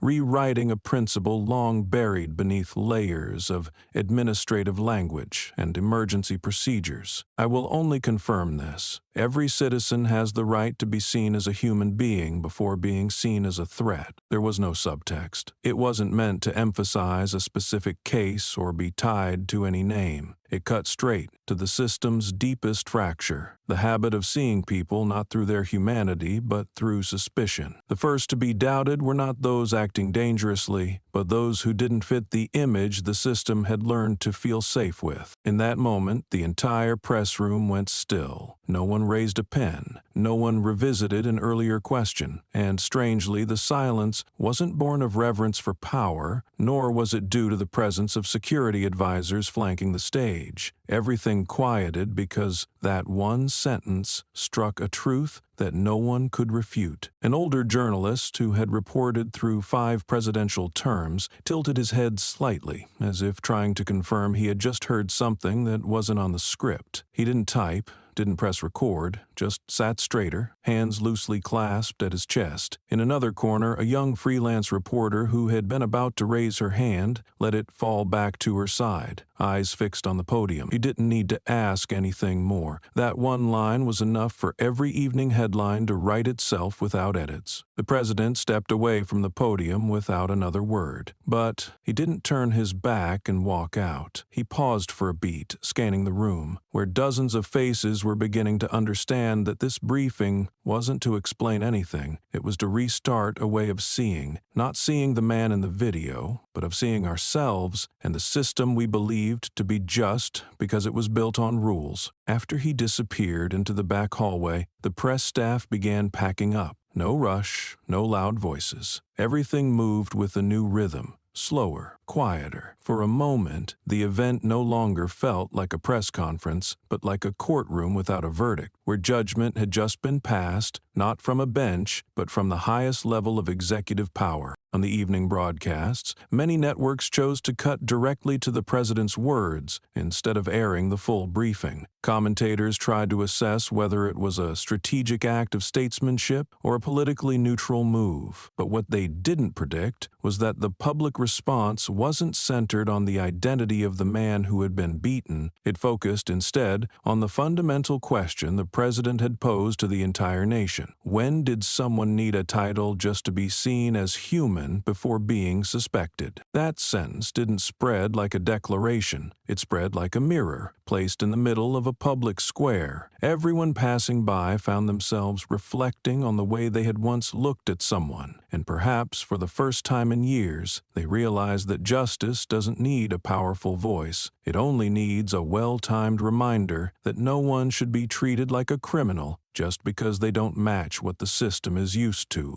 The main hall of the Federal Police Academy was unusually crowded this morning, not because of a drill or full-scale assessment, but due to a hastily announced seminar just days earlier. The seats from the second row to the back were nearly full. Cadets in training uniforms sat alongside internal instructors, many already jotting down notes before the moderator had even stepped out. On the main stage, the guest speaker was testing the microphone, movements firm, not a trace of nerves. He was a familiar name in the field, but hadn't set foot here since submitting his resignation 4 years ago. Marcus Crail, former lieutenant of the Inter-District Patrol Unit and once nominated for the Medal of Valor, now stood at the podium, sleeves rolled up, eyes scanning the room. He didn't need a lengthy introduction or a read-off biography like most guest speakers. After a brief breath, he opened with a sentence sharp as a blade. "I once saw a man get mistreated, and I stood by." The sentence dropped into the crowded room without stirring a single shift. Some students looked up from their notebooks, others stopped clicking their recorders. The truth in his words didn't come from how he said them, but from the fact that they carried no excuse. No one had forced him to say that in a room full of people aspiring to enforce the law, but he chose to begin that way. "At the time, I thought I had a reason,"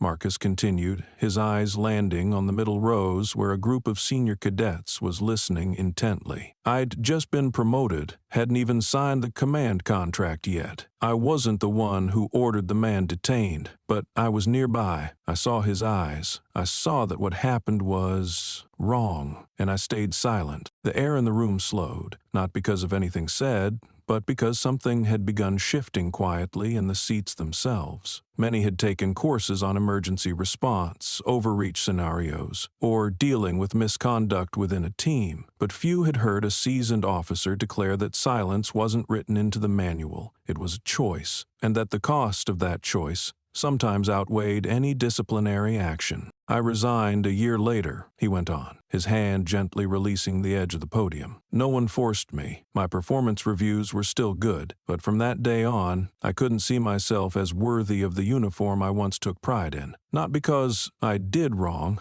but because I saw wrong and chose to do nothing. When I asked for permission, this wasn't an idea I was ever to take. The silence now wasn't rooted in fear or restraint. It came from something heavier, awareness. His words weren't aimed at a specific case or individual. They were a reminder that in any system, what weakens it isn't the people who do wrong, but the number of people who know it and stay quiet. Marcus stepped down after 15 minutes. He didn't stretch it into a lecture. He took no student questions, signed no books, and left no contact info. But before walking away, he said one sentence that many later copied into their notebooks as if it were doctrine not taught in any textbook. "The law can lose its power if it's abused, but character, if held firm, can force an entire system to correct itself." As he walked the quiet hallway toward the back lot, his footsteps were steady and soft. There was no applause after the talk, but in everyone who remained seated, something had shifted. And maybe that was one of those rare lessons with no syllabus that people remember for the rest of their careers. Marcus stood quietly at the edge of the academy courtyard after the talk. The noon light slanted across the lawn, reflecting off the glass of distant administrative buildings. Footsteps echoed loosely from different directions, blending with the steady hum of ventilation fans above the lecture hall. He hadn't planned to stay long after speaking, but when he saw a group of cadets lingering, eyes still on him as if wanting to ask something they hadn't dared say aloud, he paused. One cadet, small-framed and still holding a notebook with unfinished lines of ink, stepped forward, then stopped. He didn't call Marcus's name, didn't raise his hand like in class. The question came out, unfiltered. What if it happened again? Marcus turned to face him, meeting his gaze directly. His voice was calm, not like an instructor, not like someone regretting the past. I wouldn't need to know who that person is. I'd only need to know I don't want to be the man I was that day again. The air around them seemed to still, as if those listening hadn't expected the answer to land with such finality. It wasn't a vow, and it wasn't a lesson. It felt more like something you carry with you after a wound, not to tell the story, but to never forget. Earlier, during the talk inside the lecture hall, Marcus had looked straight into the crowd of young cadets, all waiting for clear examples and codes of conduct. But instead, he went directly to a place few in the profession are willing to touch. I wasn't fired, he said, one hand resting lightly on the edge of the wooden podium. I wasn't punished. No disciplinary order. But I knew from that day on, I was no longer a protector. The words weren't dramatic, but they cut through the assumptions many in that room had brought with them when they chose this line of work. Every training program defines the role of law enforcement through the word protect. Protect the law, protect the public, protect social order. But Marcus had been there,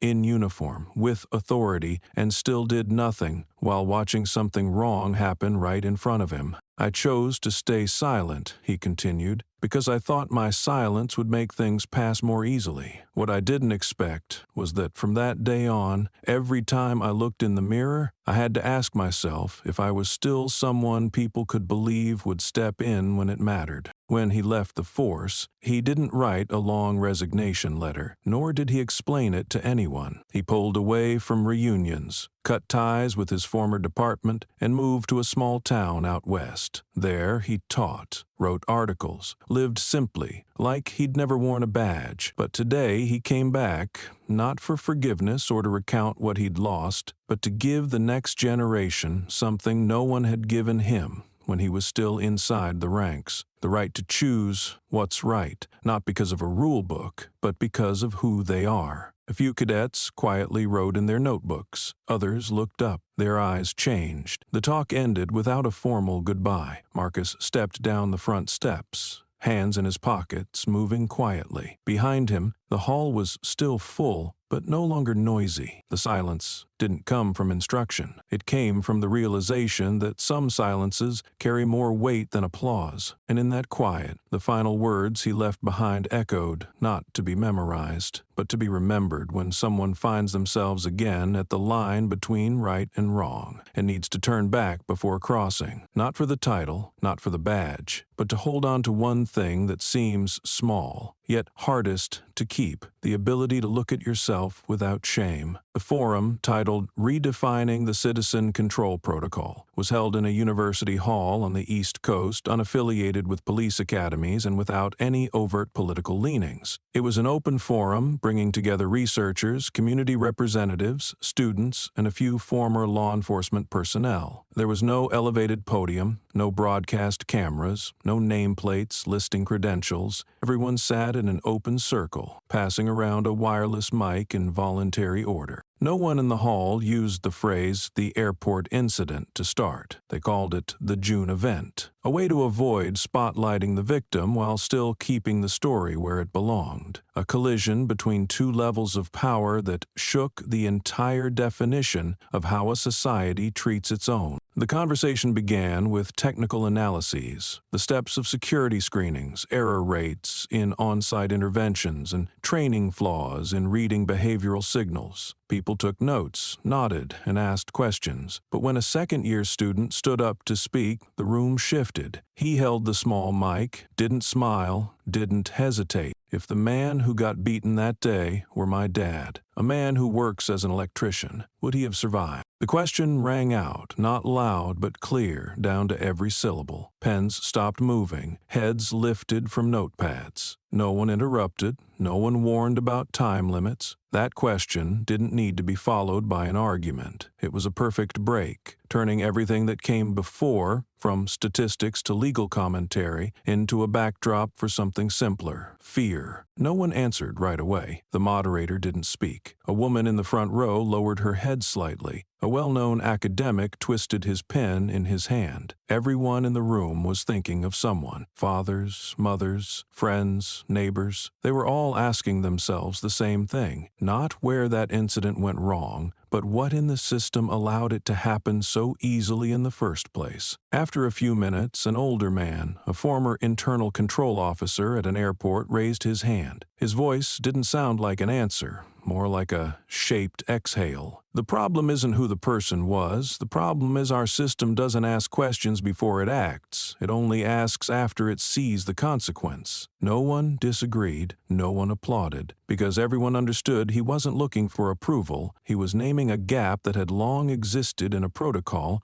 many assumed was airtight. No one mentioned the name of the man who was beaten. No one talked about him being an agent or how long he stayed silent. The conversation had moved beyond the individual. It had become a mirror, reflecting a structure built to protect civilians that, in some cases, became the first to strike before checking for justification. The forum ran 2 hours longer than scheduled. When it ended, there were no standing ovations. No formal resolutions passed, but one truth had settled over everyone, without needing to be written down. From the moment that student asked his question, the public was no longer debating the right or wrong of that scene at the airport. They were now questioning how the system was designed to allow such a blow to land on anyone, anywhere, maybe even someone they love. And that alone, even without answers, was enough to make those who once held authority sit down and think differently. The forum moderator walked over to the whiteboard at the front of the room, picked up a black marker from the tray, and slowly wrote out the question the student had just asked. He didn't rephrase it, didn't add anything. Each word was written evenly and clearly, as if carving it into a surface meant to last. When he finished, he lowered his hand and looked down at the rows of seats, now silent under the brutal simplicity of the question. On the board, the sentence was left untouched, punctuation and all. If justice needs a business card to protect you, what protects ordinary people? That question didn't ask for an answer. It wasn't meant to spark debate. It landed like a verdict stamped by helplessness. Over the course of the afternoon, there had been data, citations, insights from experts and former officers alike, but none of it could offer a response strong enough to dissolve the unease this question had summoned. Because it didn't just reflect one man being assaulted, it exposed a system that claimed to defend civil rights. The question began spreading beyond the hall. A student in the room had taken a photo of the board and posted it to social media with the caption, "I never thought I'd have to ask this." The image was reshared almost instantly. No extra context, no quote necessary. Just a board, black marker handwriting, and a question with no name attached. Within 24 hours, that line appeared everywhere, in comment sections on news articles, on protest signs at peaceful marches, and captions under videos analyzing civil systems. No one asked who wrote it first. No one cared who posted it, because to millions of people, it wasn't a new message, it was an old truth, finally spoken out loud at the right moment. Over 3 million shares were recorded in less than 3 days. Platforms had to adjust their algorithms to account for a surge of engagement focused on a post with no photo, no video, just white text on a green board. But the number wasn't the point. The tone was, people weren't sharing it to debate, they shared it to keep it, as a reminder, as proof that, at one point, society asked itself if the man beaten that day had no title, no lettering on his shirt, would he have survived? And if he had, would anyone have believed he was innocent? On television, news programs didn't need to replay the full incident to mention the question. It stood alone, prominent enough to exist as a headline. Analysts argued over its philosophical weight. Community groups began organizing discussions around one simple idea: the right to exist should not be a privilege, and justice can not only apply to the titled, A high school teacher in another state said she used the question to open her class on constitutional rights. A librarian copied it onto the staff bulletin board, no citation. A rideshare driver taped a printout to his back window where anyone stopped at a red light could read it. Small pieces of society, once disconnected and quiet, began to connect through a question no one could answer, but everyone carried. Not because they expected someone to solve it, but because they knew that from the moment that question was written on the board, the inability to answer it had already forced the system to reconsider itself. And for the first time, the silence that followed a question didn't make it disappear, it made it impossible to ignore. The Central Airport in Vermont, long known for its compact yet efficient air traffic coordination system, has become the first in the country to pilot a policy known as reverse-tiered oversight, a new term born from the incident that forced the entire public security apparatus to reevaluate itself. No press, no ribbon cutting, no official statement. But what's happening at Checkpoint 3 in the Domestic Departures Wing marks a structural shift. Here, any screening activity involving a passenger, whether it's a bag search, questioning, or secondary inspection, is now fully recorded during the first 40 seconds, including tone, wording, body language, and hand movements of the security staff. Gone are the days when only the passenger was under surveillance. Fixed cameras are now mounted to capture both sides, the person being screened and the officer doing the screening. Each video segment is encrypted and stored on an independent server, managed by the Public Oversight Council, separate from the airport's internal security system. During the initial weeks of implementation, staff underwent retraining focused on a single updated principle written clearly into the operations manual. Citizens are not obligated to prove their innocence. The burden lies with the one raising suspicion. This isn't just a change in language. It shifts the entire tone of engagement. Instead of issuing commands, officers are required to explain the reason for inspection in clear, respectful language and with a controlled tone. Any misconduct is reviewed using the opening footage. Historically, the part most likely to be overlooked in past incidents. The purpose of reversing surveillance isn't to limit security staff's authority. It's to reinforce that power is never exempt from scrutiny. Under the new system, the behavior of the screener becomes the first data point evaluated in the event of a complaint. Notably, the system doesn't wait for a complaint to begin analysis. A built-in algorithm flags abnormal conduct, such as a spike in voice intensity, repeated use of threatening language, or unnecessary physical contact, and sends an internal alert when patterns deviate from the standard. At first, some staff expressed discomfort, even suspicion, feeling over-monitored. But after 3 weeks, behavioral complaints at the checkpoint dropped by over 60%. Meanwhile, passenger cooperation nearly doubled, according to internal surveys. The reason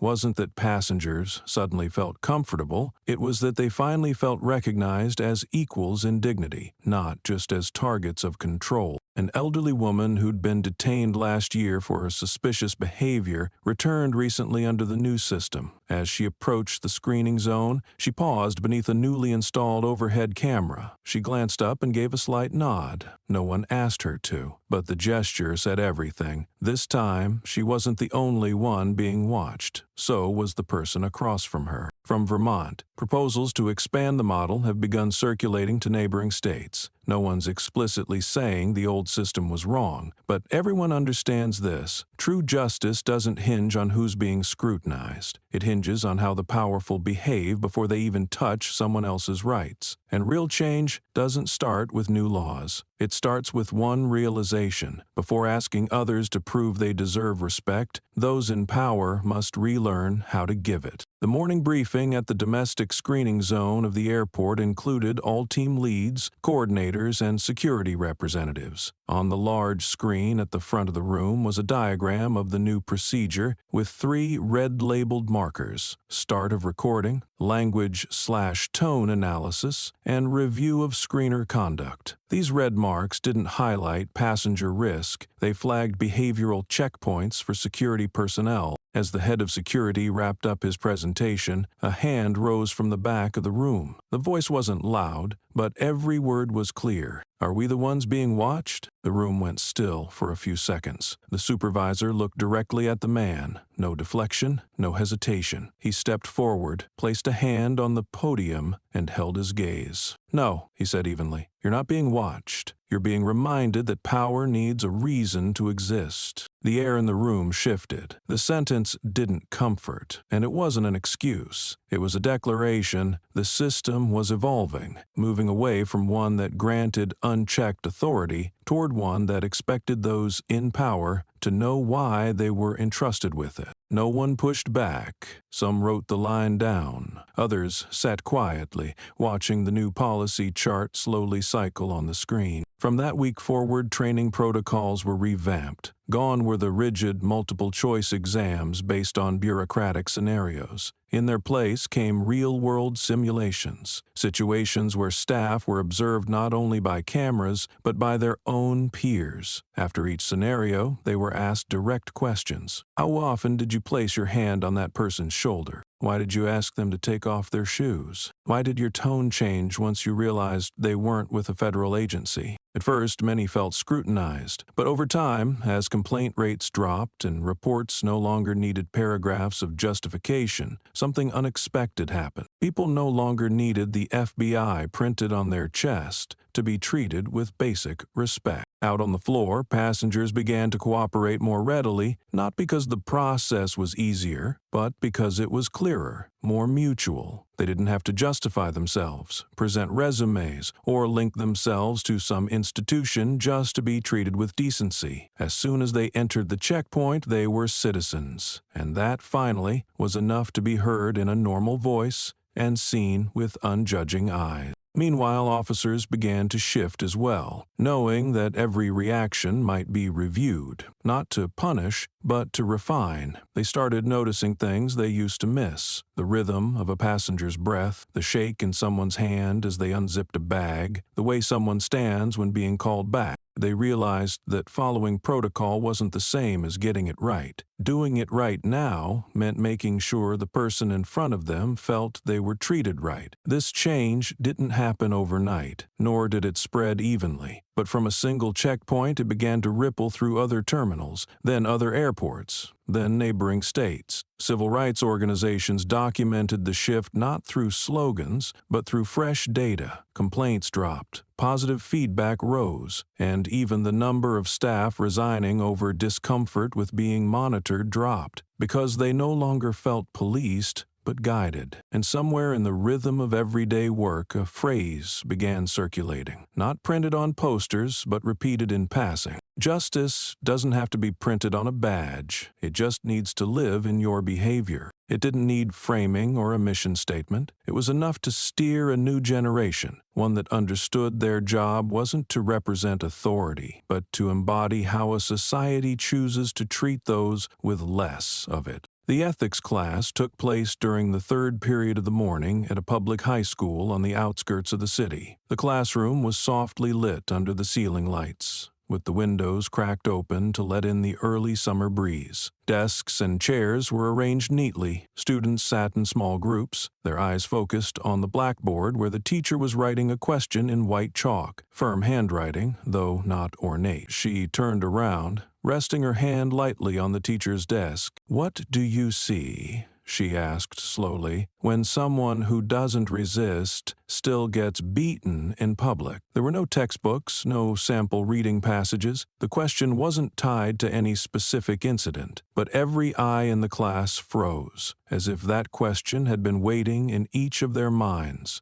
unspoken until now. A few glanced at each other, and some looked down. One student in the window row, hand still on their notebook, though no longer writing, responded calmly, "I see 3 men who needed to hit someone to feel they weren't wrong." The sentence wasn't accusatory. It didn't come with blame. It came out in a voice both young and raw, someone trying to understand something too big. In the classroom, a few students inhaled softly. One tilted their head toward a friend, as if to confirm they'd heard correctly. The teacher didn't interrupt or refute. She looked at the student for a few seconds longer, then wrote down the exact sentence below the question on the board. 3 men who needed to hit someone to feel they weren't wrong. That line stayed there. No question mark, no conclusion, but the room instinctively quieted, as if everyone sensed something had just crossed the boundary of an ordinary lesson. The teacher didn't use the sentence to launch into a lecture. Instead, she walked a slow circle around the classroom,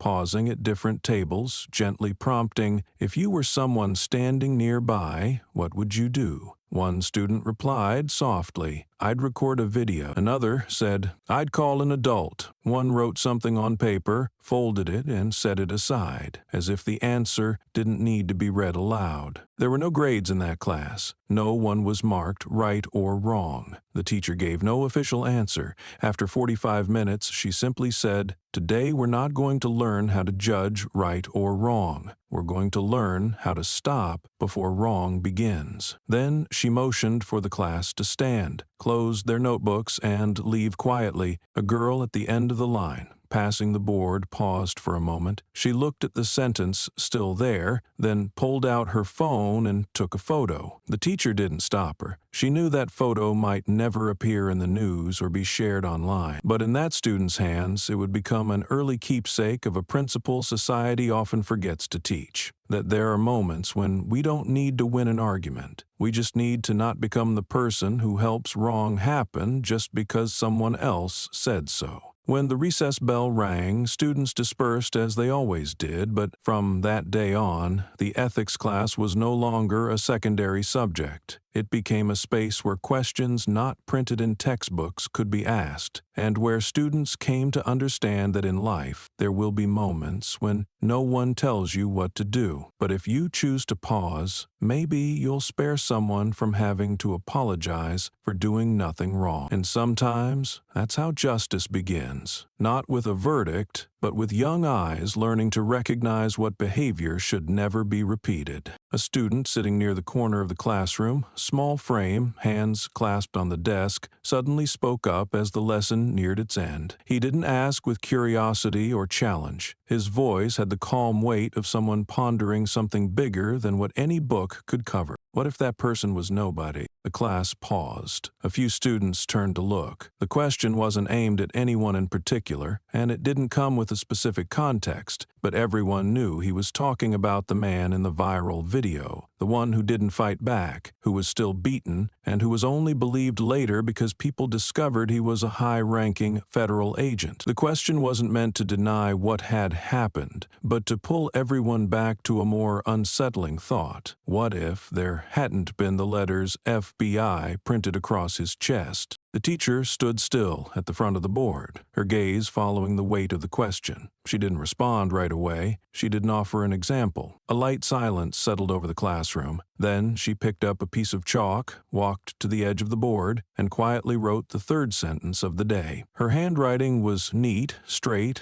unembellished, but each stroke was laid down with a sense of both admission and warning. Justice does not protect identity. It protects humanity. There was no applause. No one repeated the line out loud, but almost every student in the class copied the sentence to the bottom of their notebook page, where they had previously left it blank. Some didn't write anything, but sat still for a long time, hands resting on the edge of the desk, eyes locked on the fresh chalk line. That sentence wasn't an answer, certainly not a slogan. It was a clean cut, sharp enough to make people question the things they had once considered obvious. In the official curriculum, ethics is still treated as a minor subject, but that day's lesson showed something deeper. It's the unscripted lessons that change how people think. Students stopped debating who was right, who went too far, or who made a mistake. They began asking something more fundamental. What exactly is the system protecting? What is the worth of a human being if their dignity only gets rescued after someone finds a title stitched to their uniform? The question question, what if that person was nobody, was never answered by the teacher, because if it had been, it would have ended the stream of thought rising inside each student. She understood. Some questions aren't meant to be explained. They're meant to be kept, like a stone wedged under the foot of one's conscience, stopping you from stepping too quickly over the line between justice and convenience. The bell rang right on time, marking the end of class. But the room didn't burst into noise like it usually did. The students packed up slowly, a few still gazing at the board as if afraid the sentence would be erased too soon. The teacher didn't wipe it off. She didn't turn back to look at the class one more time. She just stood there, waiting until they had all gone, then quietly folded her lesson plan and stepped out into the empty hallway. At the end of the corridor, a male student paused, turned back to look at the classroom, his eyes holding something different. He might forget most of the material in the books. He might even forget what month the school year started. But he would remember that day when an unanswered question pushed everyone to think beyond grades, beyond uniforms, beyond the names on a list. And that, especially in an age full of noise but starved of listening, was the first sign that the next generation isn't being taught to be right. They're being taught to stop at the right time, to ask questions when others choose silence, and to understand that identity is not a prerequisite for being treated like a person. Because justice has no name, it only has meaning when it kneels beside someone with nothing to defend themselves except their dignity. The sky was lightly clear, the sun not too harsh, and a breeze wove through the temporary stalls set up beneath the old trees of the central plaza. This year's local book fair had no major publishing house sponsors, yet it still drew a steady crowd. Most attendees were families, young people, and groups of middle and high school students who came in small, self-organized groups. Books were not arranged by academic classification, but by emotional flow. Poetry beside short stories, memoirs beside coming-of-age novels, and a corner titled Things Society Should Have Said Sooner, set up at the suggestion of a group of young volunteer librarians. A little girl, about 8 years old, walked up to a book table with her mother. She pointed to a small book with a white cover, its handwritten title in soft brushstrokes. Everyone needs to be seen. She flipped through a few pages, then looked up, blinking quickly. Mom, why was that person beaten? The mother didn't ask who that person was. She didn't ask how her daughter had heard of the incident. She bent down, brushed a strand of hair off her daughter's cheek, and answered softly, slowly, as if reminding herself of something long left unsaid. Because people forgot that silence can also be a form of resistance. The answer didn't cloak itself in grand ideas. It wasn't a declaration, nor did it obscure the truth. More importantly, it didn't have to mention anyone by name. In that space, the man who had once been beaten at the airport was no longer the center of the story. He had become a symbol of something larger, how society reacts to silence, not because it harms, but because it is harder to control. At nearby stalls, people displayed small boards with excerpts from various sources, witness testimonies, unsigned letters, notes from lectures, and brief statements by high school students. No one asked to verify the origins. Each visitor chose their own slice of meaning, and from these fragments they pieced together their own story, sometimes incomplete, but always with a reason to linger in the mind. A group of young people set up a booth called Nobody, where they displayed writings from anonymous individuals sharing experiences that had once been dismissed for lacking a strong enough identity. At the center of their booth, a question was written in chalk on a board. If I stay silent, will you see me? Next to it were slips of paper for passers-by to write their answers, no names required. The board was covered in handwriting, some scrawled, some carefully written, but all carried the same tone, a longing to be seen, even if one is not important. No one spoke of the airport incident with sensationalism anymore. It had drifted from the realm of scandal. It had become the foundation of a quiet conversation stretching across generations, where justice was no longer defined by title, but by the ability to look at a person and recognize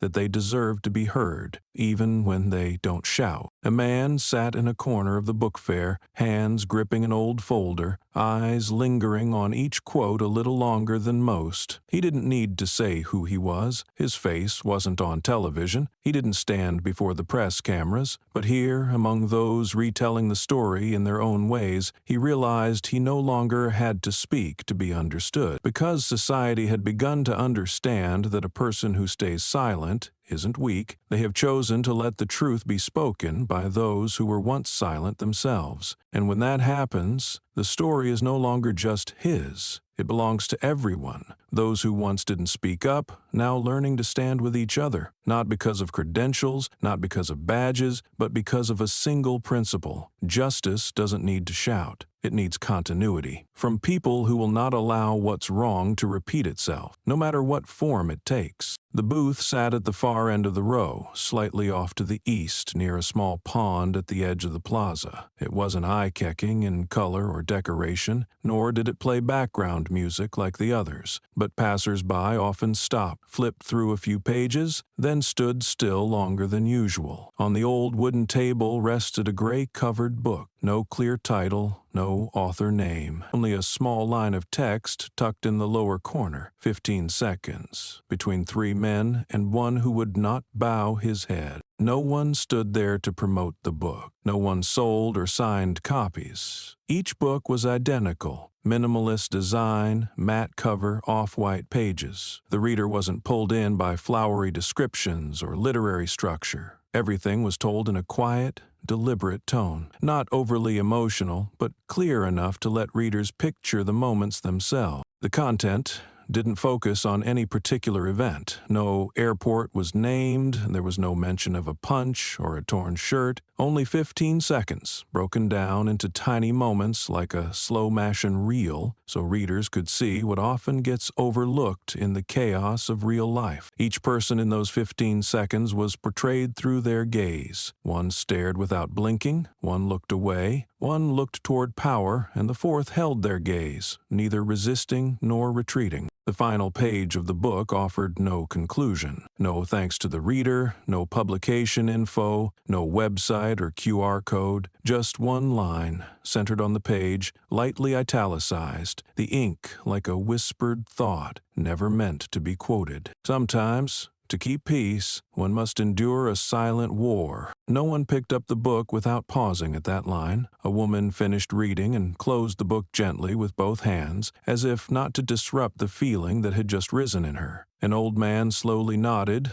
set the book down, and stood still for a few seconds before walking away. A high school boy flipped to the last page, pulled out his phone, and took a photo. Not of the whole page, just that single sentence. No one asked, "Who wrote this?" because everyone understood that the answer wasn't about identity. What kept the story real and present, instead of fading with time, was that it was written as a continuation, not to clear anyone's name, but to preserve part of a collective memory. That book was like a small mirror placed among the crowded faces of society. You didn't see the author, but you saw yourself in the way you reacted to silence. From those who had scrolled past the viral video without stopping, to those who had shared it dozens of times with different captions, everyone understood one thing after reading the book. The issue was never about who was wrong first. The issue was how a person could remain upright, keep their gaze steady, and stay calm while the world tried to turn them into an excuse for preserving the most convenient version of order. That booth closed at the end of the day without any announcement. The remaining books were neatly packed into cardboard boxes, but on every copy someone had marked the final page. No one tore it out, no one underlined it, but everyone knew.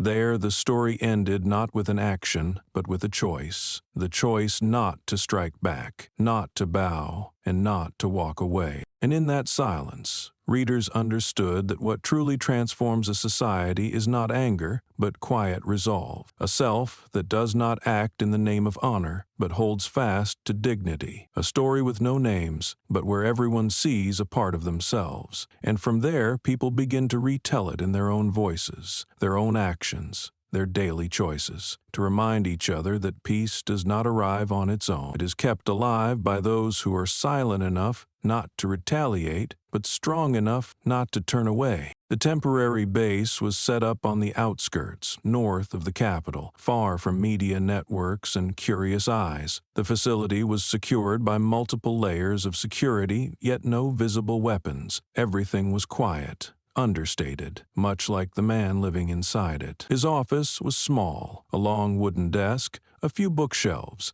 an old two-way radio resting beside a stack of unsealed documents, and a single window looking out onto an unnamed tree line where the evening light tended to arrive half a beat later than in the city. The man, the one whose silence cost 3 officers their badges, whose 15-second video sparked a nationwide shift, sat quietly, watching the internal information board. He kept track of everything unfolding outside. But he had not reappeared. No press conferences, no op-eds, not a single public word. A subordinate entered, holding a file from the National Communications Office, speaking in a low but clear voice. "Sir, why did you decline the invitation to speak at the Civil Security Convention?" The man kept his eyes on the screen, which had just shown news of a new checkpoint upgraded with two-way surveillance protocols. He didn't answer immediately. After a moment, he stood and walked to the window, light falling across his shoulder, illuminating half the face now familiar to anyone who had seen the clip. "Because I'm not someone with a story to tell," he said slowly, "but the one who made them ask, why was that story acceptable for so long?" The answer wasn't an evasion. It was the shape of self-awareness, of refusing to turn pain into accomplishment, of refusing to use recognition as the foundation for any personal mission. He understood that, from the moment people saw the letters FBI on his chest, the story no longer belonged to him. And yet, it was his silence that made others begin to speak about themselves, not him. When he declined the invitation, the communications director wrote a short letter on his behalf, just 4 sentences. It contained no mention of title or role, only one underlined clause sent to the organizers. A society only truly matures when justice doesn't need a symbol to remind it that wrong is wrong. Out there, people started behaving differently. New checkpoint cameras now face security personnel. Schools added critical thinking exercises, not to encourage debate victories, but to help students recognize when to step back in the face of oppression. Vocational training centers began teaching how to safely report administrative abuse for those without status. These changes didn't come from a directive. They came from a shared sense that staying silent one more time could mean someone else being dragged through a closed door, beaten, and only then believed. The man never signed off on any reforms. No policy bore his name, yet people continued to mention him, not by name, but by expression. They remembered the gaze, steady, calm, not confrontational but unyielding, the look that had once been misunderstood, had once provoked anger, had once been knocked to the ground, and it was that gaze that disrupted the illusion of a righteous system. When the subordinate left the room, the door shut softly. The file remained unsigned in his hand. Instead, he picked up his phone and sent a message to the local coordination group. "Don't wait for speeches. Start changing how you speak." There was no name under the message,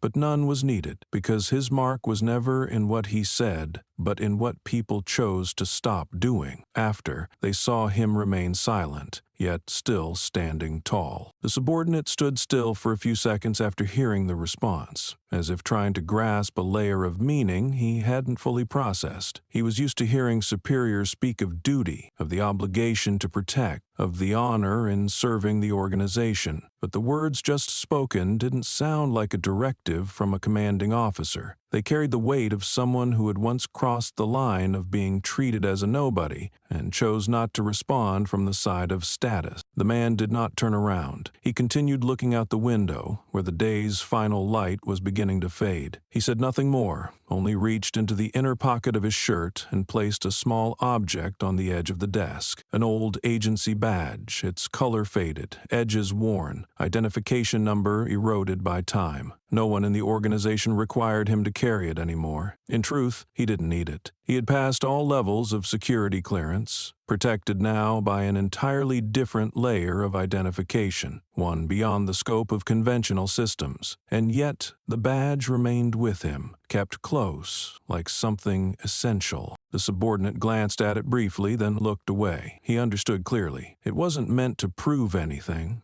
The man wasn't holding on to the badge to remind others of a past role. He kept it for himself, as a reminder that there was a time he was beaten even while carrying that badge, and yet what made him right had nothing to do with it. He never needed to show it to preserve his dignity. He had been right even when treated as if he were nothing. No one in the room said a word. No one asked why he hadn't put it away. The badge's presence wasn't a symbol of power once held. It was a quiet record of a principle that must never be forgotten, that some things are right not because they are endorsed, not because they carry a code. Since the day he withdrew from all public appearances, there had been numerous requests from the media, from civil society groups, even from the cabinet, asking him to speak, to share, or simply to appear as a sign that justice was still functioning. But he always declined, not out of fear, not out of pride, but because understood. Do that. If the person who held the highest position in the chain of events had to speak for people to believe in what is right, then those without any position would never be heard. That answer required no explanation. It carried the weight of those who had once remained silent so others could be noticed. It was a refusal of the spotlight so that its light could fall where it was most often overlooked, on those without status who had always done right. The man slipped the badge back into his pocket. The gesture wasn't ceremonious, nor did it carry any sense of sanctity. It was simply a habit, like someone checking each morning to see if they still held something in their heart. Not to feel assured, but to remind themselves to keep living by the same standard. Inside the window, the tree line was sinking into the ashen hues of late dusk. There was no wind, no engine noise, nothing to disturb the stillness of the room. But in that silence, something was spreading, the realization that the quieter a person becomes, the less necessary their words need to be. Because they have already lived the lesson,